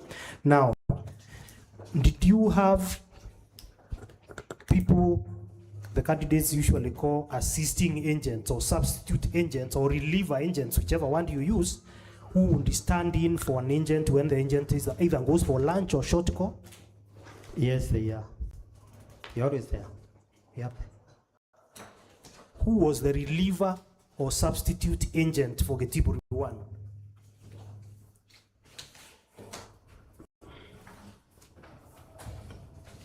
In this case for Getifori, there was no reliever who was engaged during that day. So you are during the day at all, nobody. I see. Yes. I see. Did you keep an inventory of your agents in all the polling stations in MBEERE North? Did you have something like an inventory or a sheet where their names are and details are contained? And if so, have you filed that evidence so that you can exclude this person as one of the agents? I think my chief agent will be coming that. I'm asking you, do you Me, have? I don't have myself. You don't have. Yes. So there is nothing other than your word of mouth to confirm that Simon is not your agent. It will be proved in the fullness of time.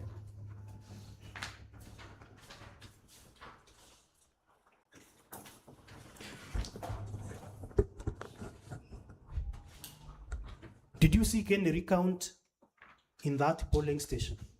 Pardon? Do you know that as a candidate and your agents, you have a right to seek a recount in the first instance from the presiding officer? Yes. Did you seek any recount here? Yes, I said. Did you seek a recount in Yes, I Getiburi? sought through my chief agent. But what they said, you have said you sought through your chief agent. Am I therefore right to say that your chief agent was present at Getiburi 1? He wasn't present. He wasn't? Yeah. So how was he seeking recount and he is not at the polling station? You do not have to be in a polling station because already you have agents there. The agents are the ones which are reporting Your Honor. And what they are reporting is that we are not the ones who signed. These signatures are not ours. So when we engaged the returning officer, he said we cannot deal with it because it is already signed. And true, it is signed, but it is not our agents for that day. All right, let's go to Getiburi 2. Getiburi 2.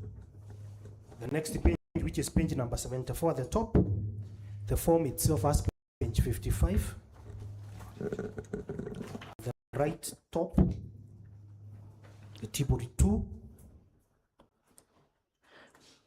Let us look at the agents who witnessed the results. The agents who have witnessed these results, please read these witnesses, these agents.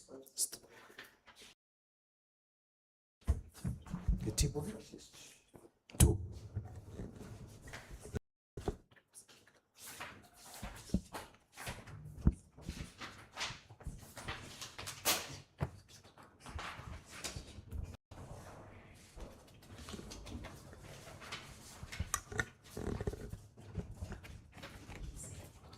Let's go to the agents or candidates if present. Yes. Who is the first agent who is witnessing the results? Simon Kariuki Namo. Simon Kariuki Namo, right? Yes. He has put his ID number there. Yes. Which party is he witnessing for? DP. DP. Yes. That is your party. Yeah. Okay. The next agent witnessing? Ide Wanjagi. Wanjagi. CCK. Yes. In total, there are 4 who have witnessed the results. Correct. All signed, indicated there by the presiding officer. Now, both Getibori 1 and 2, in both Getibori 1 and 2, which are being counted in the same room, did you see any ballots being stuffed into the ballot box? Do you have any evidence to that? No, I have no evidence. But you have answered me. Okay. Do you have any evidence of there being a discrepancy between what is contained in this form, that 5A for Getibori 1 and 2, with what was in the KIEMS kit, in the KIEMS? Do you have any evidence of any inconsistency between what is in these forms and what is in the KIEMS? No. You have no evidence?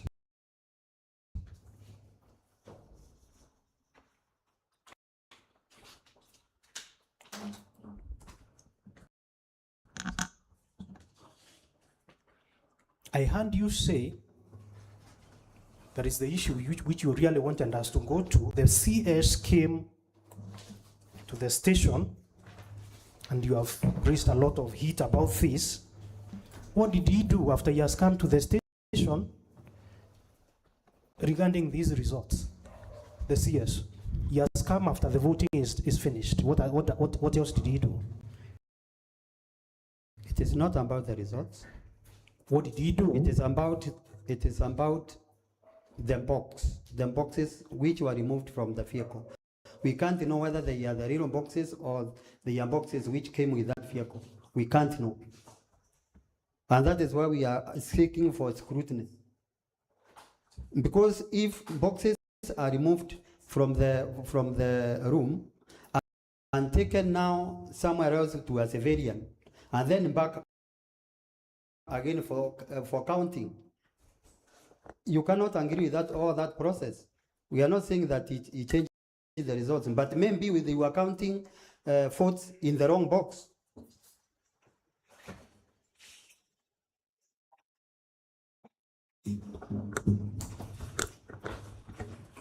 Now, if by any chance the ballots were stuffed, as you appear to be convinced, then it would be the case that the turnout in this station should be overwhelming, isn't it? Correct. Very well. Let us go to Getibori 1. The same form I showed you, page number 73 of my bundle.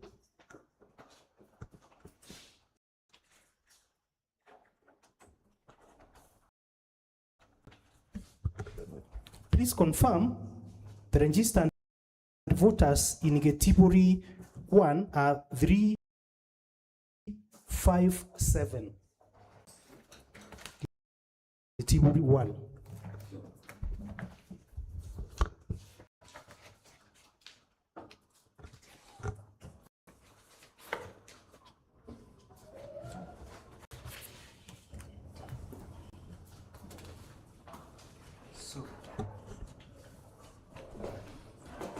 Council, what was the number again? Sorry.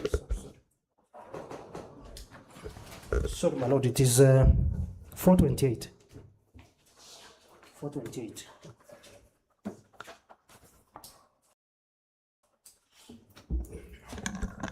428. My lord. Now, please confirm the total number of valid votes cast is 285. 285. Yes, Your Honor.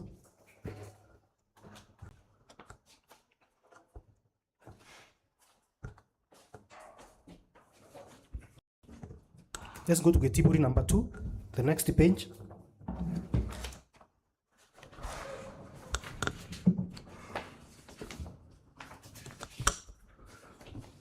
And in this one, please confirm that the total number of registered voters are 427. Yes, Your Honor. The total number of votes cast is 262. 262. 262. Yeah.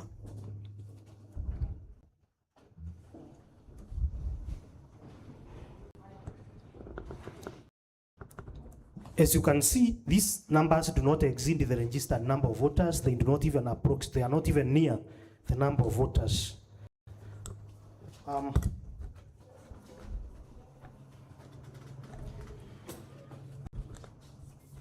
There is the issue you have raised again with a lot of vigor regarding this physical register of the voters.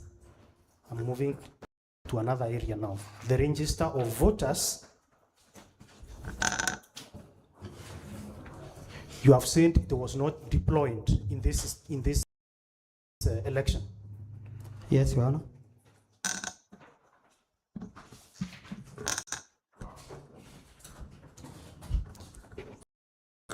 If the physical voters register had been deployed, where did you expect to find it?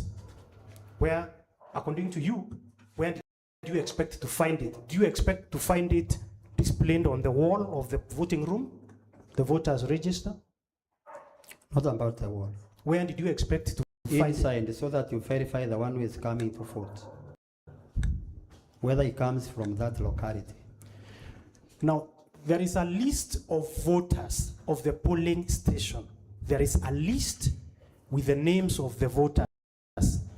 Could this be what you are conflating with the register of voters? Do you know there is a difference? The list of the voters and the register of voters. I think the list of the voters must be pinned somewhere. Very well. Yeah. Now, were your agents present when the polling stations were opened in the morning? Yes, they were. Were opened at what time? 6 in the morning? Maybe 6. 6 in the morning. Were your agents present when the KIMS kit were put on? When the KIMS kit were started, like the way you start your car? I Were they believe, present? I believe so. You yourself, did you witness any KIMS kit being put on that day? No. Your chief agent? Maybe my chief agent. Okay. Are you aware that for the KIMS to function, it had to scan the QR code, which is in the physical voters register? In every polling station, the starting point for the KIMS gadget to work is by scanning the QR code, which is in the physical voters register. Are you aware of that? Very well. You're aware? Or you are not? I'm aware of the scanning. Scanning to open. To open. It scans the physical voters register's QR code, then it lights up and starts the work of the day. The bone of contention is the manual. I'll come to that. Are you equally aware that the physical voters register is used as a last resort, as a mode of identification if the biometric identification through the KIMS fails. You know, are you aware that it comes in as the very last resort of the physical voters register, which you really want to see? Are you aware it comes at the tail end if the gadgets have failed? I don't think so, because... Are you aware or you are not? I am aware. You are aware that the physical voters register will be used only if the KIMS fail to identify? I don't think. I've participated. Are you also aware that the KIMS starts by trying to identify through the biometrics? Are you aware? The first step is the biometrics. You are aware of that? You're aware that it starts with the biometrics? Yes. And that if the biometrics fail, like the commissioner was explaining in one of the videos you showed us, and Rito, then the PO goes to the alphanumeric identification where they key in the details of your ID card. And that notwithstanding that this is being done alphanumerically, still the identification is through the KIMS, not physical register. Are you aware of that? Yes or no? Yes. You're aware. Please tell us in which polling station the KIMS was unable to identify voters biometrically. Which polling station it was unable, so that then there was the need to resort to the physical register. Chicago Social Hall.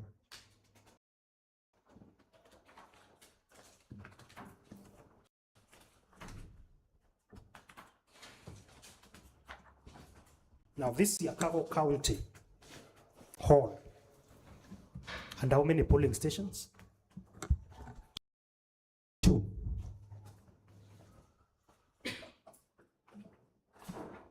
So the failure to identify via the KIMS, according to you, occurred in which polling station? 1 or 2? Maybe I refer to it.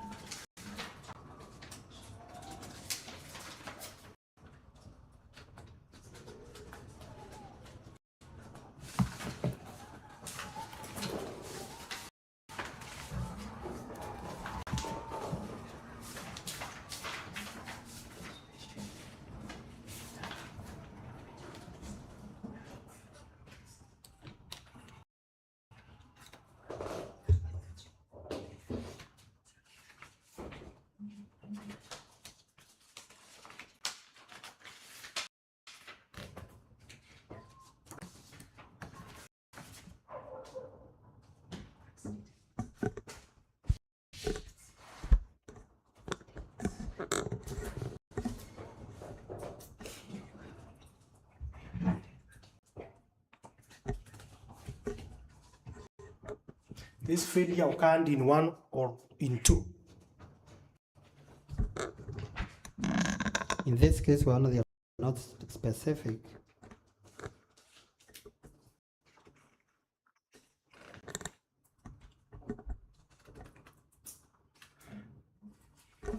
Here it's not specific. Okay, you are not sure whether it occurred in 1 or 2? Yes, Your Honor. What time did it fail?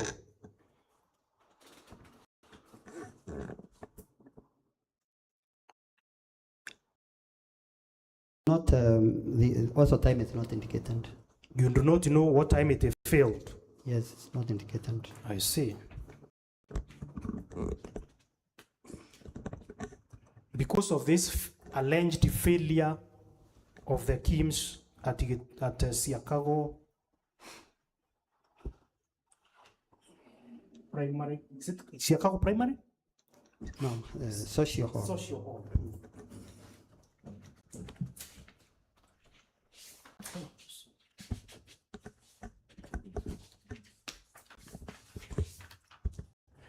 Was the voting disrupted because of that alleged failure by the Kims, so that people were disenfranchised and didn't vote? No, it wasn't. Voting went on all right. It was only those two people who voted despite being not captured by the Kims. 2 people voted without being captured by the Kims. Yes, and was you have said it is important that first of all somebody is captured before he votes. Very well. But you do not know whether this happened in 1 or in 2. Yes, sir. And you also do not know what time it happened. Yes, sir.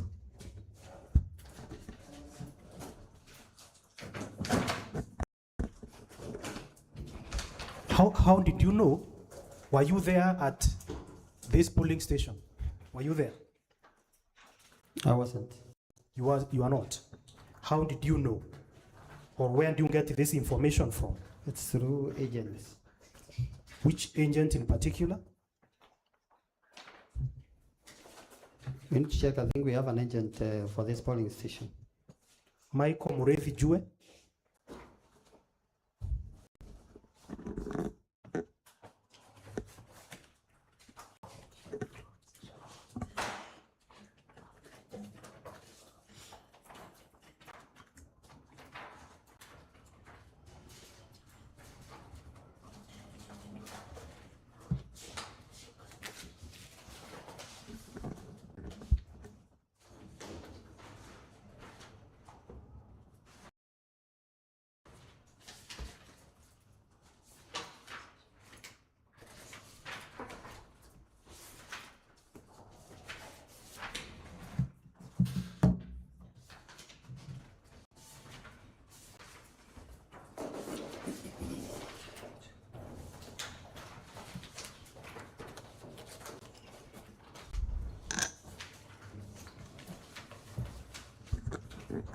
Is your agent Michael Murethi Jue, or is another one?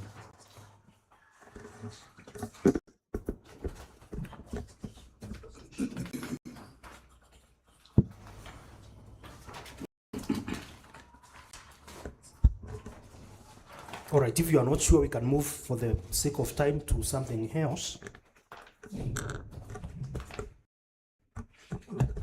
I've seen that you complain of an unusually high turnout of assistant voters. A very high turnout. Yes, Your Honor. Of assistant voters.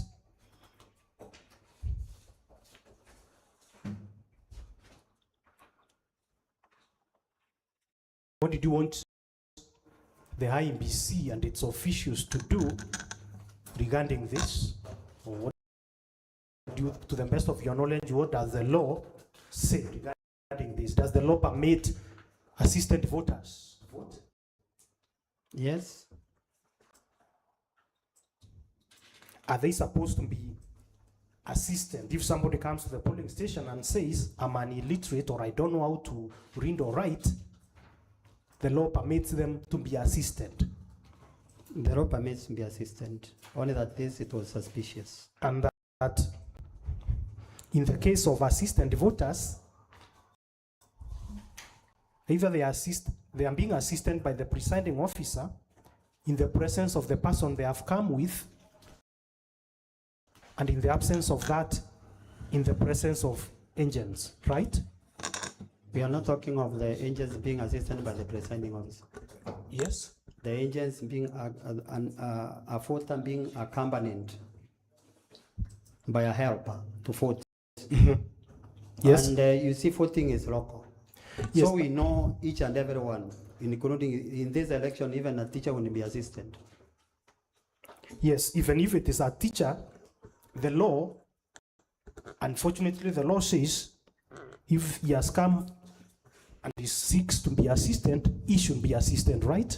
Yes. Okay. It has not laid out exceptions and it said if it is a teacher, he cannot be an assistant, isn't it? Yes, but it's not. Now, Did you see the IMBC and its officials do otherwise other than merely assist? Did they do anything beyond that? Other than just assist the voter who needed to be assisted? Did they do anything beyond that? The PO and the presiding officer and the team, other than assisting these voters, which the law permits them because the voter is in need of assistance. Yeah. Did they do anything beyond that? I don't think they did. Don't think so, yeah. Are they in a position to read the minds or what is behind these people to know that this is not an illiterate person? You know, but the locals know. They can be able to spot that this person knows how to write. Does the law require that the locals be the ones to set these standards? The locals? No.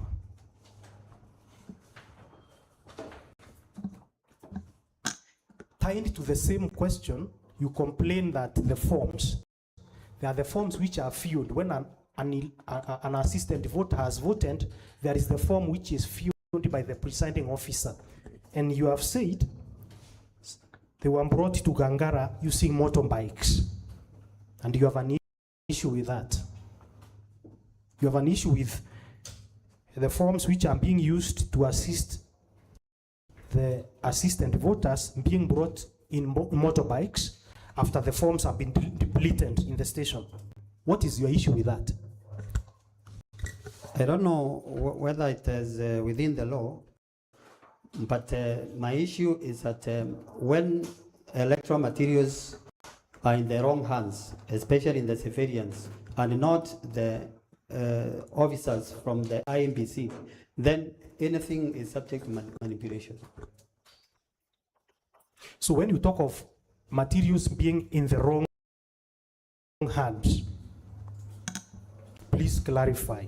Are you saying that these motorbikes which were carrying the forms were not under the control of the IMBC? I don't think.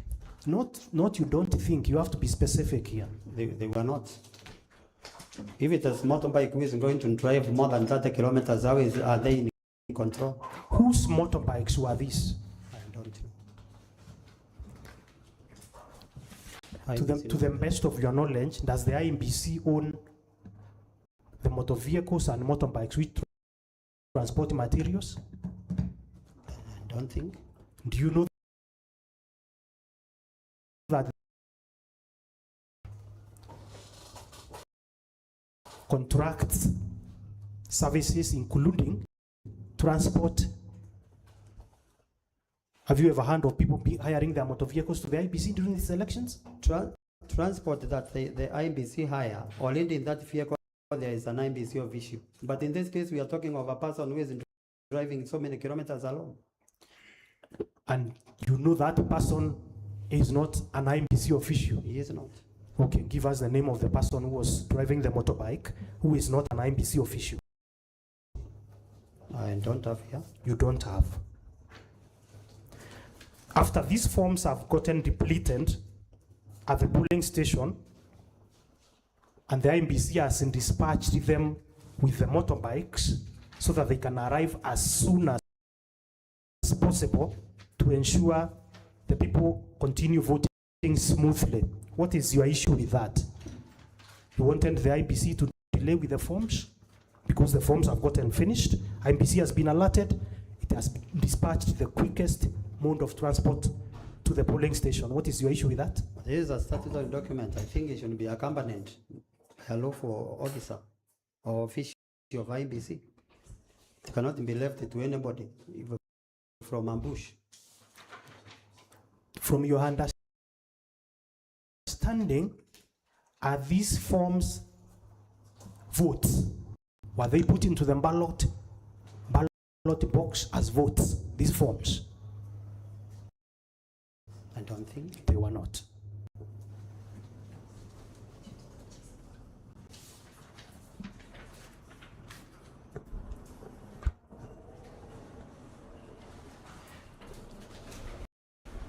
Are you also seeking to scrutinize these forms Are you seeking to scrutinize these forms in this election petition? When we scrutinize, Are you seeking to have them relooked by the Honorable Court through a process called scrutiny? Yes, they will not be excluded. Are you seeking or you are not? Yes, well, as long as they. Are you seeking or you are not? We are seeking. You are seeking. My Lord, these I'm seeking the guidance of the court examination. But counsel appears for a constitutional body. My Lord, when counsel puts a question to the witness, do you have a problem that IBC procured these services? Do you have a problem that IBC wanted to expedite the process? My Lord, in law, does that first of all amount to an admission of that particular allegation, even through the means of cross-examination? Counsel, you know this is cross-examination. Yes, sir. Yes, my Lord. I cannot tell a party how that's correct, my Lord. To word his questions. I think that is more suitable for cross-examination, for submission. My Lord, but the court has taken notice of it, my Lord. That is more suitable for submissions. So I mean, I fully understand. Yes, my Lord.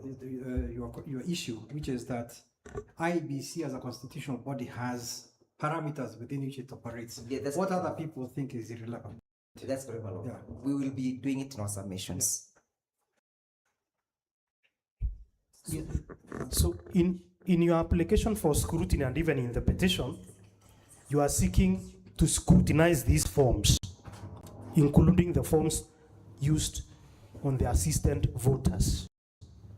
True or false? I'm seeking scrutinizing of what the contents of in the box vis-a-vis the KIMS. So you are not in these forms.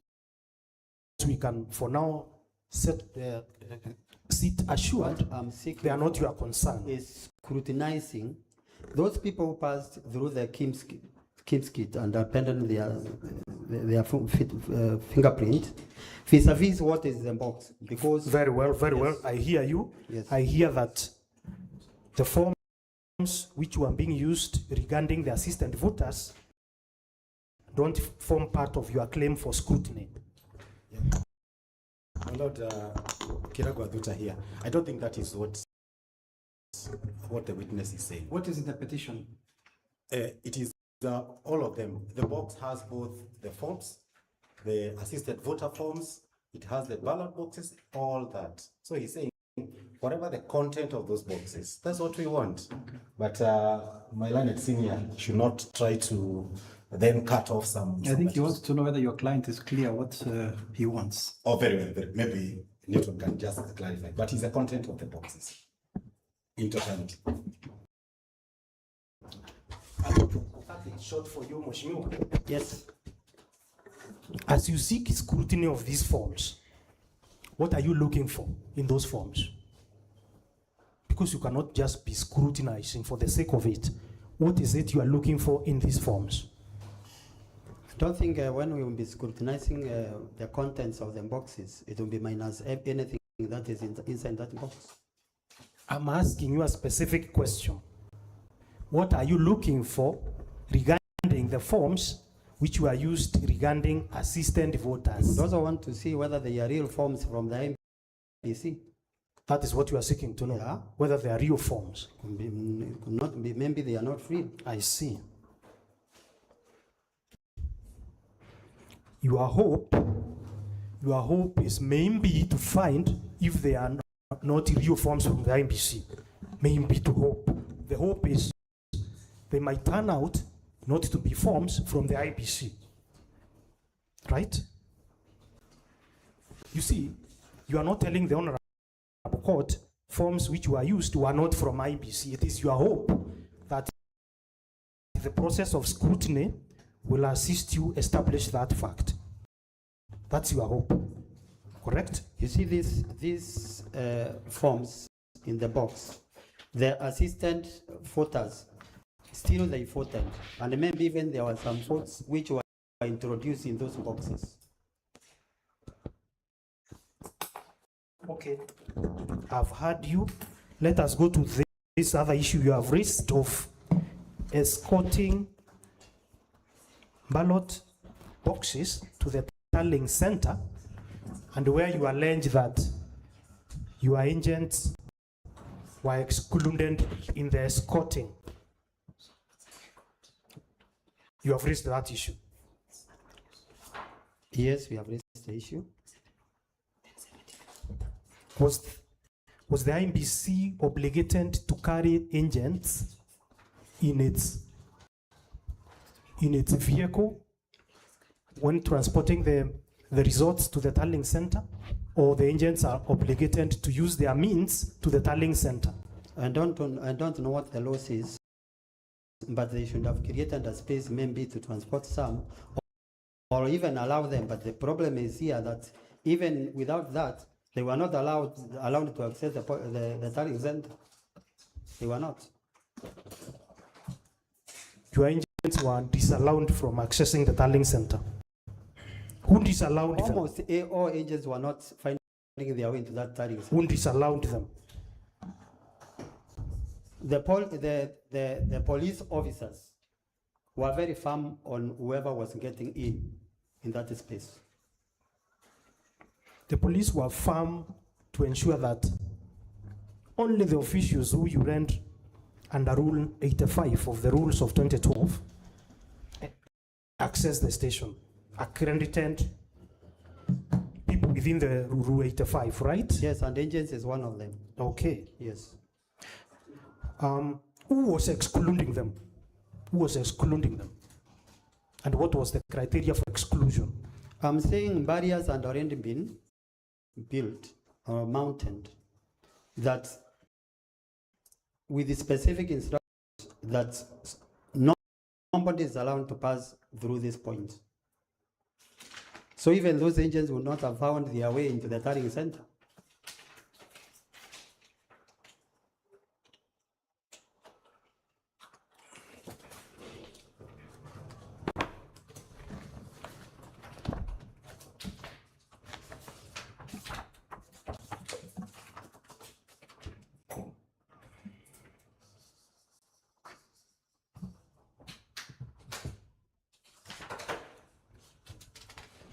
Did you have agents at the tallying center?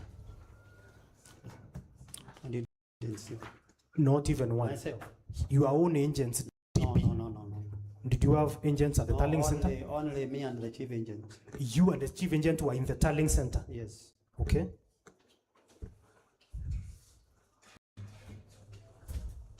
From the entirety of your evidence, from the whole of your evidence and that of your witnesses, is there a result, a single result from a single polling station which, as announced at the polling station, differs with what was announced at the tallying center? That is to say, is there any polling station whose returns in Form 35A are different from what has been tallied at the tallying center? Through agents? Come again? There are two result forms. There is the 35A at the polling station, which is showing how many votes you got in a particular polling station, like Getivori 1. All right? This result is what was carried to the tallying center to tally the results for the entire constituency, isn't it? Now, because you question the transportation and all that, is there any result which has been transported to the tallying center, and when you find the results at the tallying center and you can tell the court, look, this is not what was announced at Getivori, this has changed in between during the transit to the tallying center? Do you have any?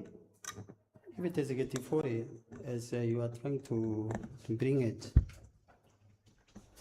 Getivori already, the agents have said they are not the ones who signed. I think my question is different.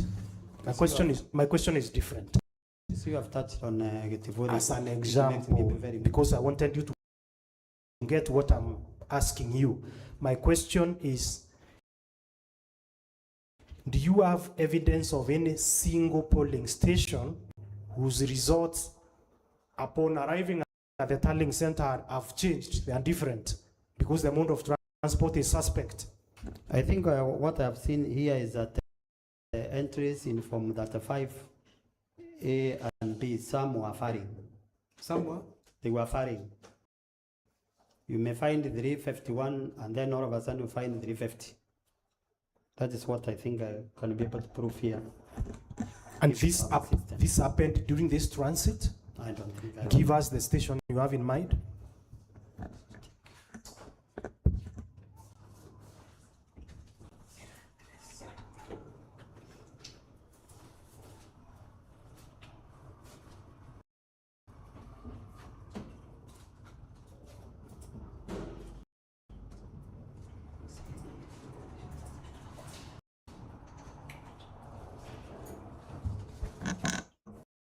If I take you to 104,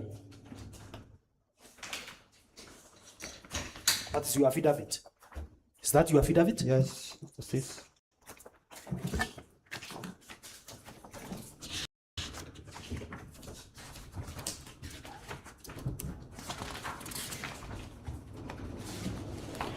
If you look at 104, forms from that 5A and alternative figures on the number of foreign votes cast. The containing figures from those indicated from that 5A. And if you look at Career Primary School, Joanna. You're looking at paragraph? Paragraph 104. Paragraph. Page or paragraph? Paragraph 104. Page 105.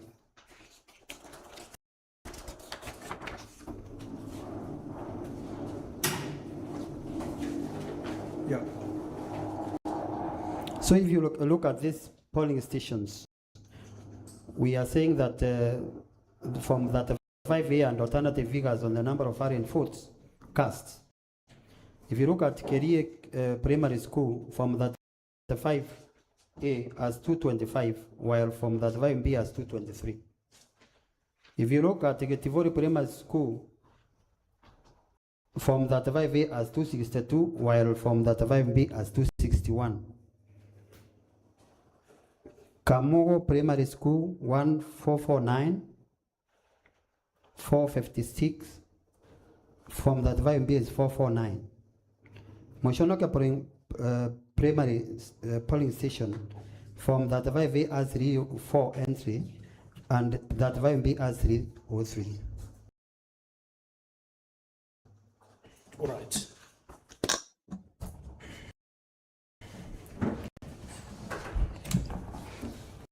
Are you aware that from that 5A, that the 5A is filled manually, whereas form number that 5B is Excel sheet generated? Are you aware? But even if it is Excel, it will not. No, are you aware? I'm aware. Are you aware that if a mistake of tabulation has occurred in the manual entries, when you feed them into the Excel sheet, which is from the 5A, they automatically correct themselves? Are you aware of that?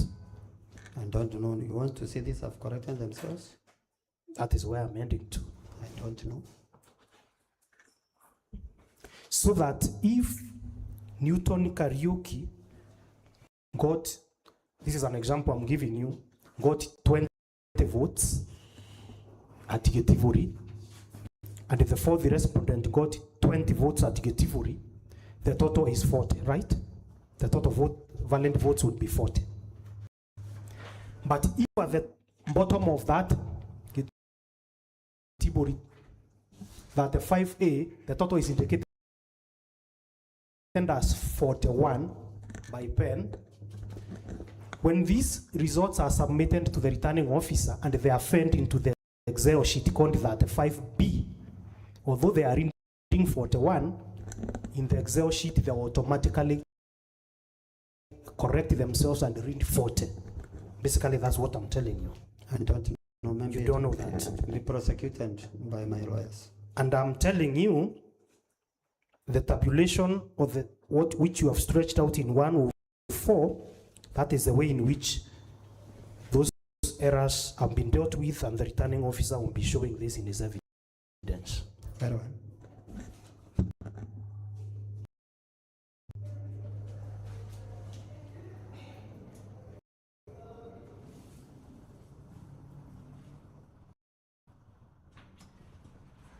There is this issue you raise. There is the issue you raise about a certain, or rather that the register of voters which was used is not as it was in 2022, the register.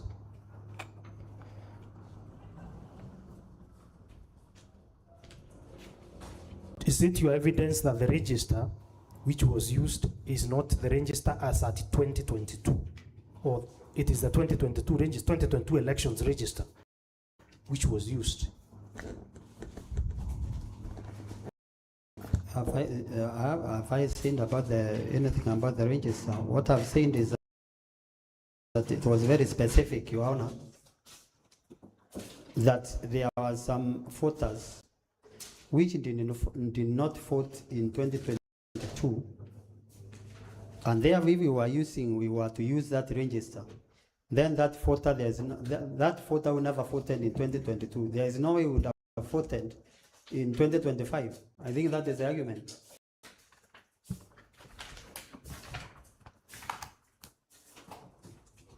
I want us to look at this polling station called Mondo polling station, or rather the place where you allege somebody called Collins Munene voted.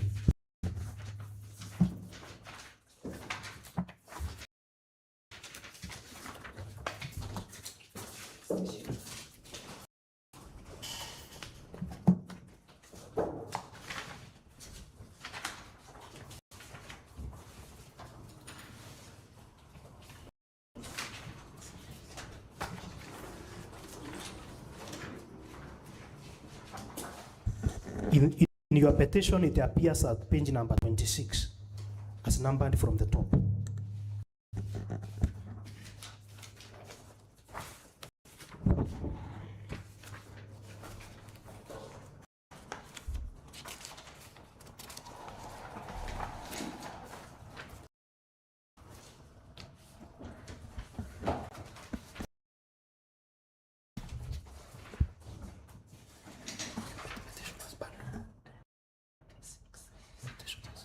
Oh, sorry, 20, written by hand.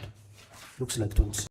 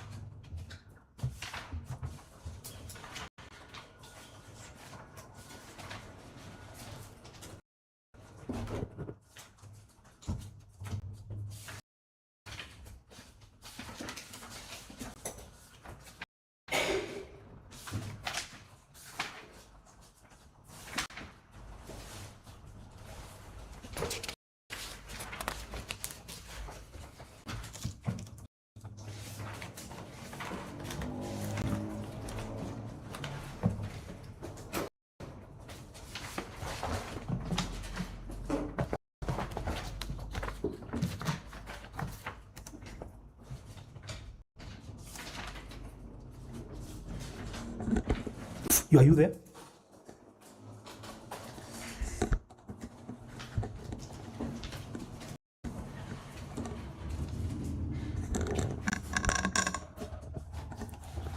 Collins Munene, right?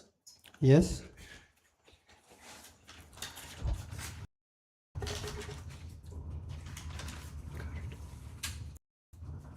I want you to tell my lord how you knew Collins Munene has been registered as a voter when registration of voters for the by-election areas is frozen. How did you know that he has been registered as a voter? You see, we are asking the same question because we are now. No, Mr. Kariuki. I will ask you the question and then you will answer. You see, voting is local. People know. People already they know those who vote and those who do not vote. They also know those who vote in the other areas and they don't vote in their local areas. So this was an alarm that was raised. And then we had to prove, to see whether it is true or not. And indeed we found that this person in the KIMS kit is there, but in the voter register is not there. Who raised the alarm so that you could know Collins has been registered? Who raised the alarm? I think those voters and agents. I'm saying voting is local. They know one another. I'm asking you a very simple I think question. the issue is whether it is true or not, and that shouldn't be proved. How did you know that Collins, who was not a voter in 2022, has been registered as a voter? Because he's a KIMS kit, and he's not in the register of 2022. How did you know he is in the KIMS kit? How did you know he is in the KIMS kit? Yeah, my lord, this is Kirago Aduta, and I say this with a lot of respect, my lord, because it is not a contested issue at all. In fact, it is an admitted issue that this voter was registered on 8th October 2025. So really how he knew... When you say it is... sorry? You say it is admitted? It is admitted. By who? By an affidavit of Edin Ibrahim Golicha. For IBC? For IBC. It's a different... And she says, I admit that on 8th October 2025, I registered Collins Munene Morioki as a voter through the KIMS kit at my Ruiru constituency office. You see? And that I discovered this mistake and immediately alerted the ICT department.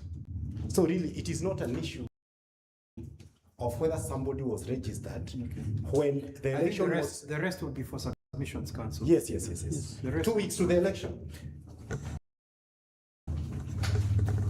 The rest will be for submissions. It's okay, My Lord, the only thing that my Lord would seek in urgency is granted this kind of an admission which is express, whether the witness can be perjured on that particular ground, because there is an express admission in the affidavit. So that you can just refer him to the affidavit, but then just ask the question.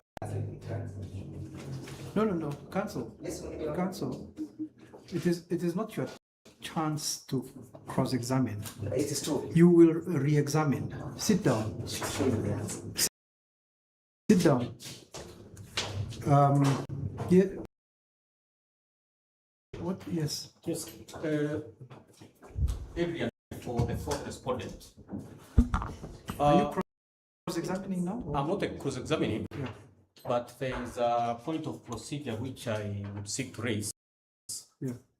Because it gets to a point when the learned counsel for the petitioner realized that their witness is having difficulty responding to question, then they quickly gallop to his aid. And it would seem that there was a very deliberate reason why they have opted to stay very close to the dock. So my request, my lord, is that we just allow the witness, who is very competent in my view, to address the issues as they arise. And if there is a need for intervention, then there will be an opportunity for us as council to do so. Thank you, my lord. But you know, with cross-examination, because of its latitude, people may want to object to whatever it is, relevance, admissibility, whatever it is. Just like here, I think he rose at some stage. So I don't have a problem with a council coming up to tell me it looks like we are wasting time because this issue is admitted. That in fact helps the court. If the issue is admitted, we don't need to go into details on it. Whether or not he knows, even if he doesn't know how it occurred, it doesn't matter now if it's admitted. Does it? Yes, my lord. I'm in agreement. My lord, it is not admitted, it is explained. Oh, it is explained. There is a difference. Okay. Yes, it is So explained. So isn't it very useful that explanation will be made by your witness? Yes. Irrespective of what he says, all he has said is that he has said that this fellow obviously voted and he was not there before. That okay, let me go to that, my lord. Let me go to that straight away. You told this court this morning, Collins voted. You said that. I heard you. Yes.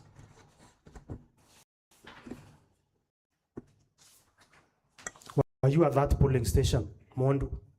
I wasn't. But you can see if Were you there? And you have admitted that Were you there? somewhere in Were you there? Don't engage me in an argument.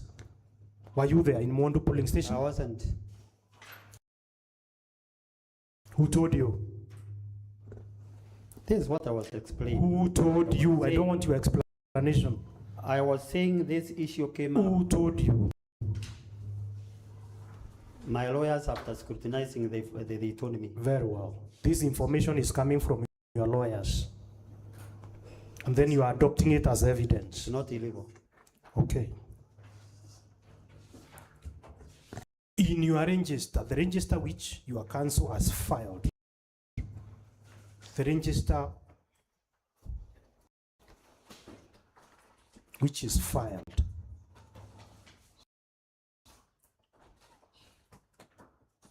is the name of Collins in that register. It is not. That is what we have put here. Because I'm trying to show you the difference between there having been a wrongful registration, which actually occurred elsewhere, not even in this county, and the register which remained intact and which was used at the polls. That's what I'm driving you to. But Your Honor, you see him vote. But Your Honor, it affected the voting in MBEERE North. It was registered in Kiambu, but he was around to vote on this side, and they are admitting. There is no question he's asked. The question I'm putting to you is this. You allege Collins voted. Is that not your evidence this morning? Yes, we voted. Let's scrutinize, we will see it. How did you know he voted? Let's scrutinize, we will find it. No, my lord. he has already answered those questions. Yes. How? You asked him, he says Collins voted. I said so. I was not at his polling station. My lawyers told me when they scrutinized my case, the names of Collins the name of Collins is not in our register of voters. Yes. Thank you. Is all that Thank you for, thank you.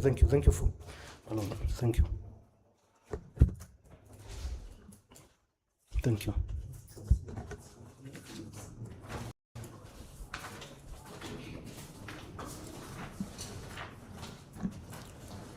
No. We'll be closing in 3 minutes. 3 or 4 minutes at 4 o'clock. You have to stand him down. Sorry? You'll have to stand him down. I'm not done with him. All right, that's fine. You can stand him down when you are ready. Okay. Let's go up to 4. What about the details of the Kim's kit, which was used to register this person? Because, my lord, he admits, just like he says, we admit this registration did not occur here.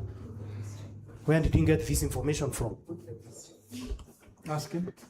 My lord, I'll have an objection. Is he asking the question to court or to the My lord, Karaoke Njiri? Mr. Mheshimiwa Kariuki. Take us. Mheshimiwa Kariuki. What is the question, Mr. Yeah.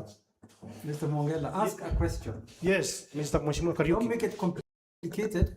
Don't compound it. Just a question. One question with one answer. And of course, my lord, you should also not feel agitated by that line. Let him put the question to witness. In your application for scrutiny, you want this honorable court to avail Kim's kit serial number, which you have stated in the application. It's a long number, which was used to register Colin Munene Murioki. You have given even the Kim's kit details. The Kim's, it is contained in your prayers in the application. The entire serial number of that Kim's is set out therein. So.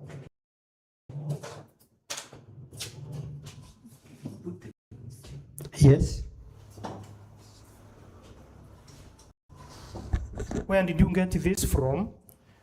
Considering that from the inventory which has been filed in court, which has been filed by the deputy registrar, the materials were submitted to the court, and I hope you have an occasion to look at it. This number which you give there is not part of those materials which were used in this election, because you said it is the one which was used in Mondo. Where did you get these details from? But Your Honor, why is he doubting our intelligence? You see, already we have said, Your Honor. Just answer the question, Mr. You are seeking to scrutinize this material. Yes, and the IBC is in admission that it was done in Kiambu. They have admitted, and he voted. And maybe also others also in other polling stations also it happened. You never know. Ask the question again. I want an answer to the question. Just ask the question again. My question to you, Mheshimiwa Kariuki, is this. You are seeking to scrutinize the Kim's kit, whose details you have given, the serial number you have given in the application for scrutiny, which was used to register Collins Munene Murioki at Mondo Primary School. This is illegal. I have not said it is illegal. I've said you have given those details, and I'm asking you, where did you get these details from? Simple question. Your Honor, I'm saying this will be better explained by my lawyers. All right. Very well, very well. My lawyers will explain. Yes. Is it your evidence that this Kim's kit is the one which was used for the by-election, as is alleged in your petition? Is it your evidence?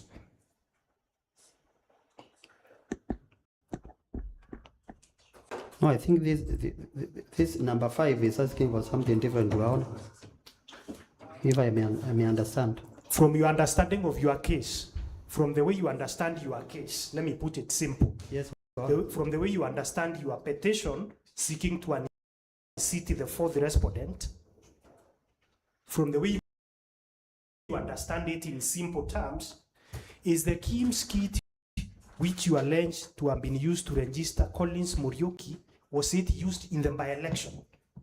From your understanding? From No, it wasn't. It wasn't. Yeah.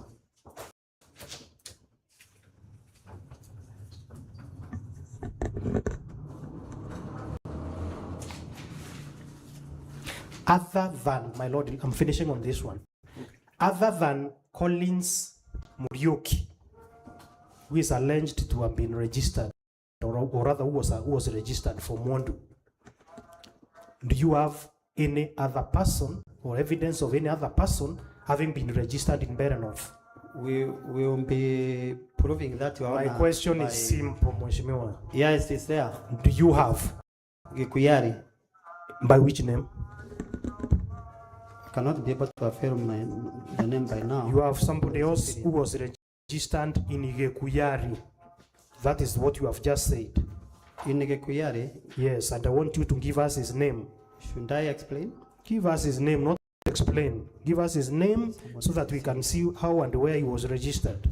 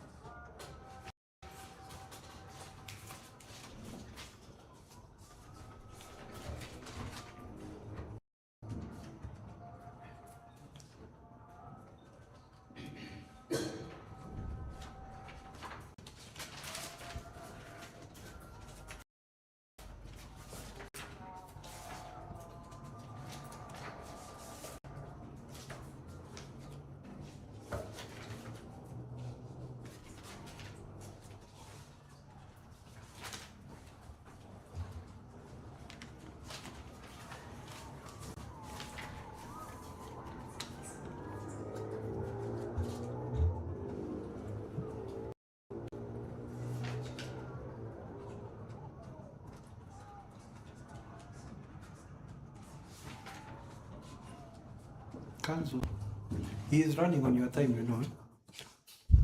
My Lord, when I say that we stand him up, we stand him over. Your Honor, I can provide it tomorrow.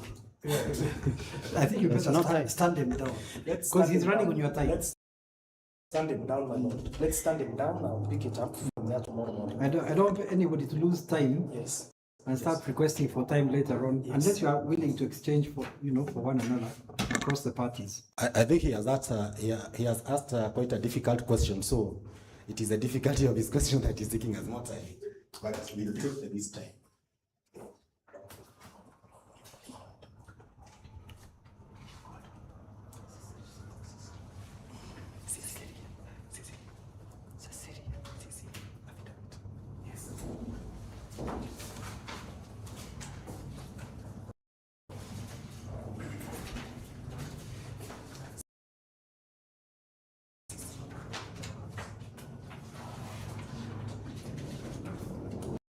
Mr. Mongela, you'll be continuing with him tomorrow? Yes, my Lord.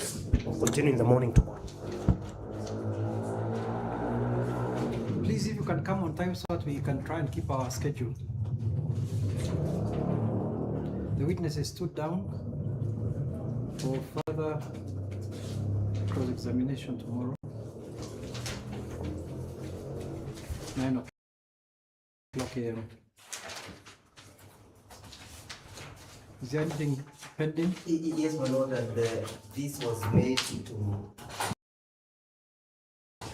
It is Mr. Mongela who made us, rather who requested me to make this request. Yes. That when we have a healthy break, whether the court can consider a provision of a cup of tea to counsel. Mr. Mongela was supposed to move that motion, but nevertheless delegated it to me. You know, we'd be very happy to do that if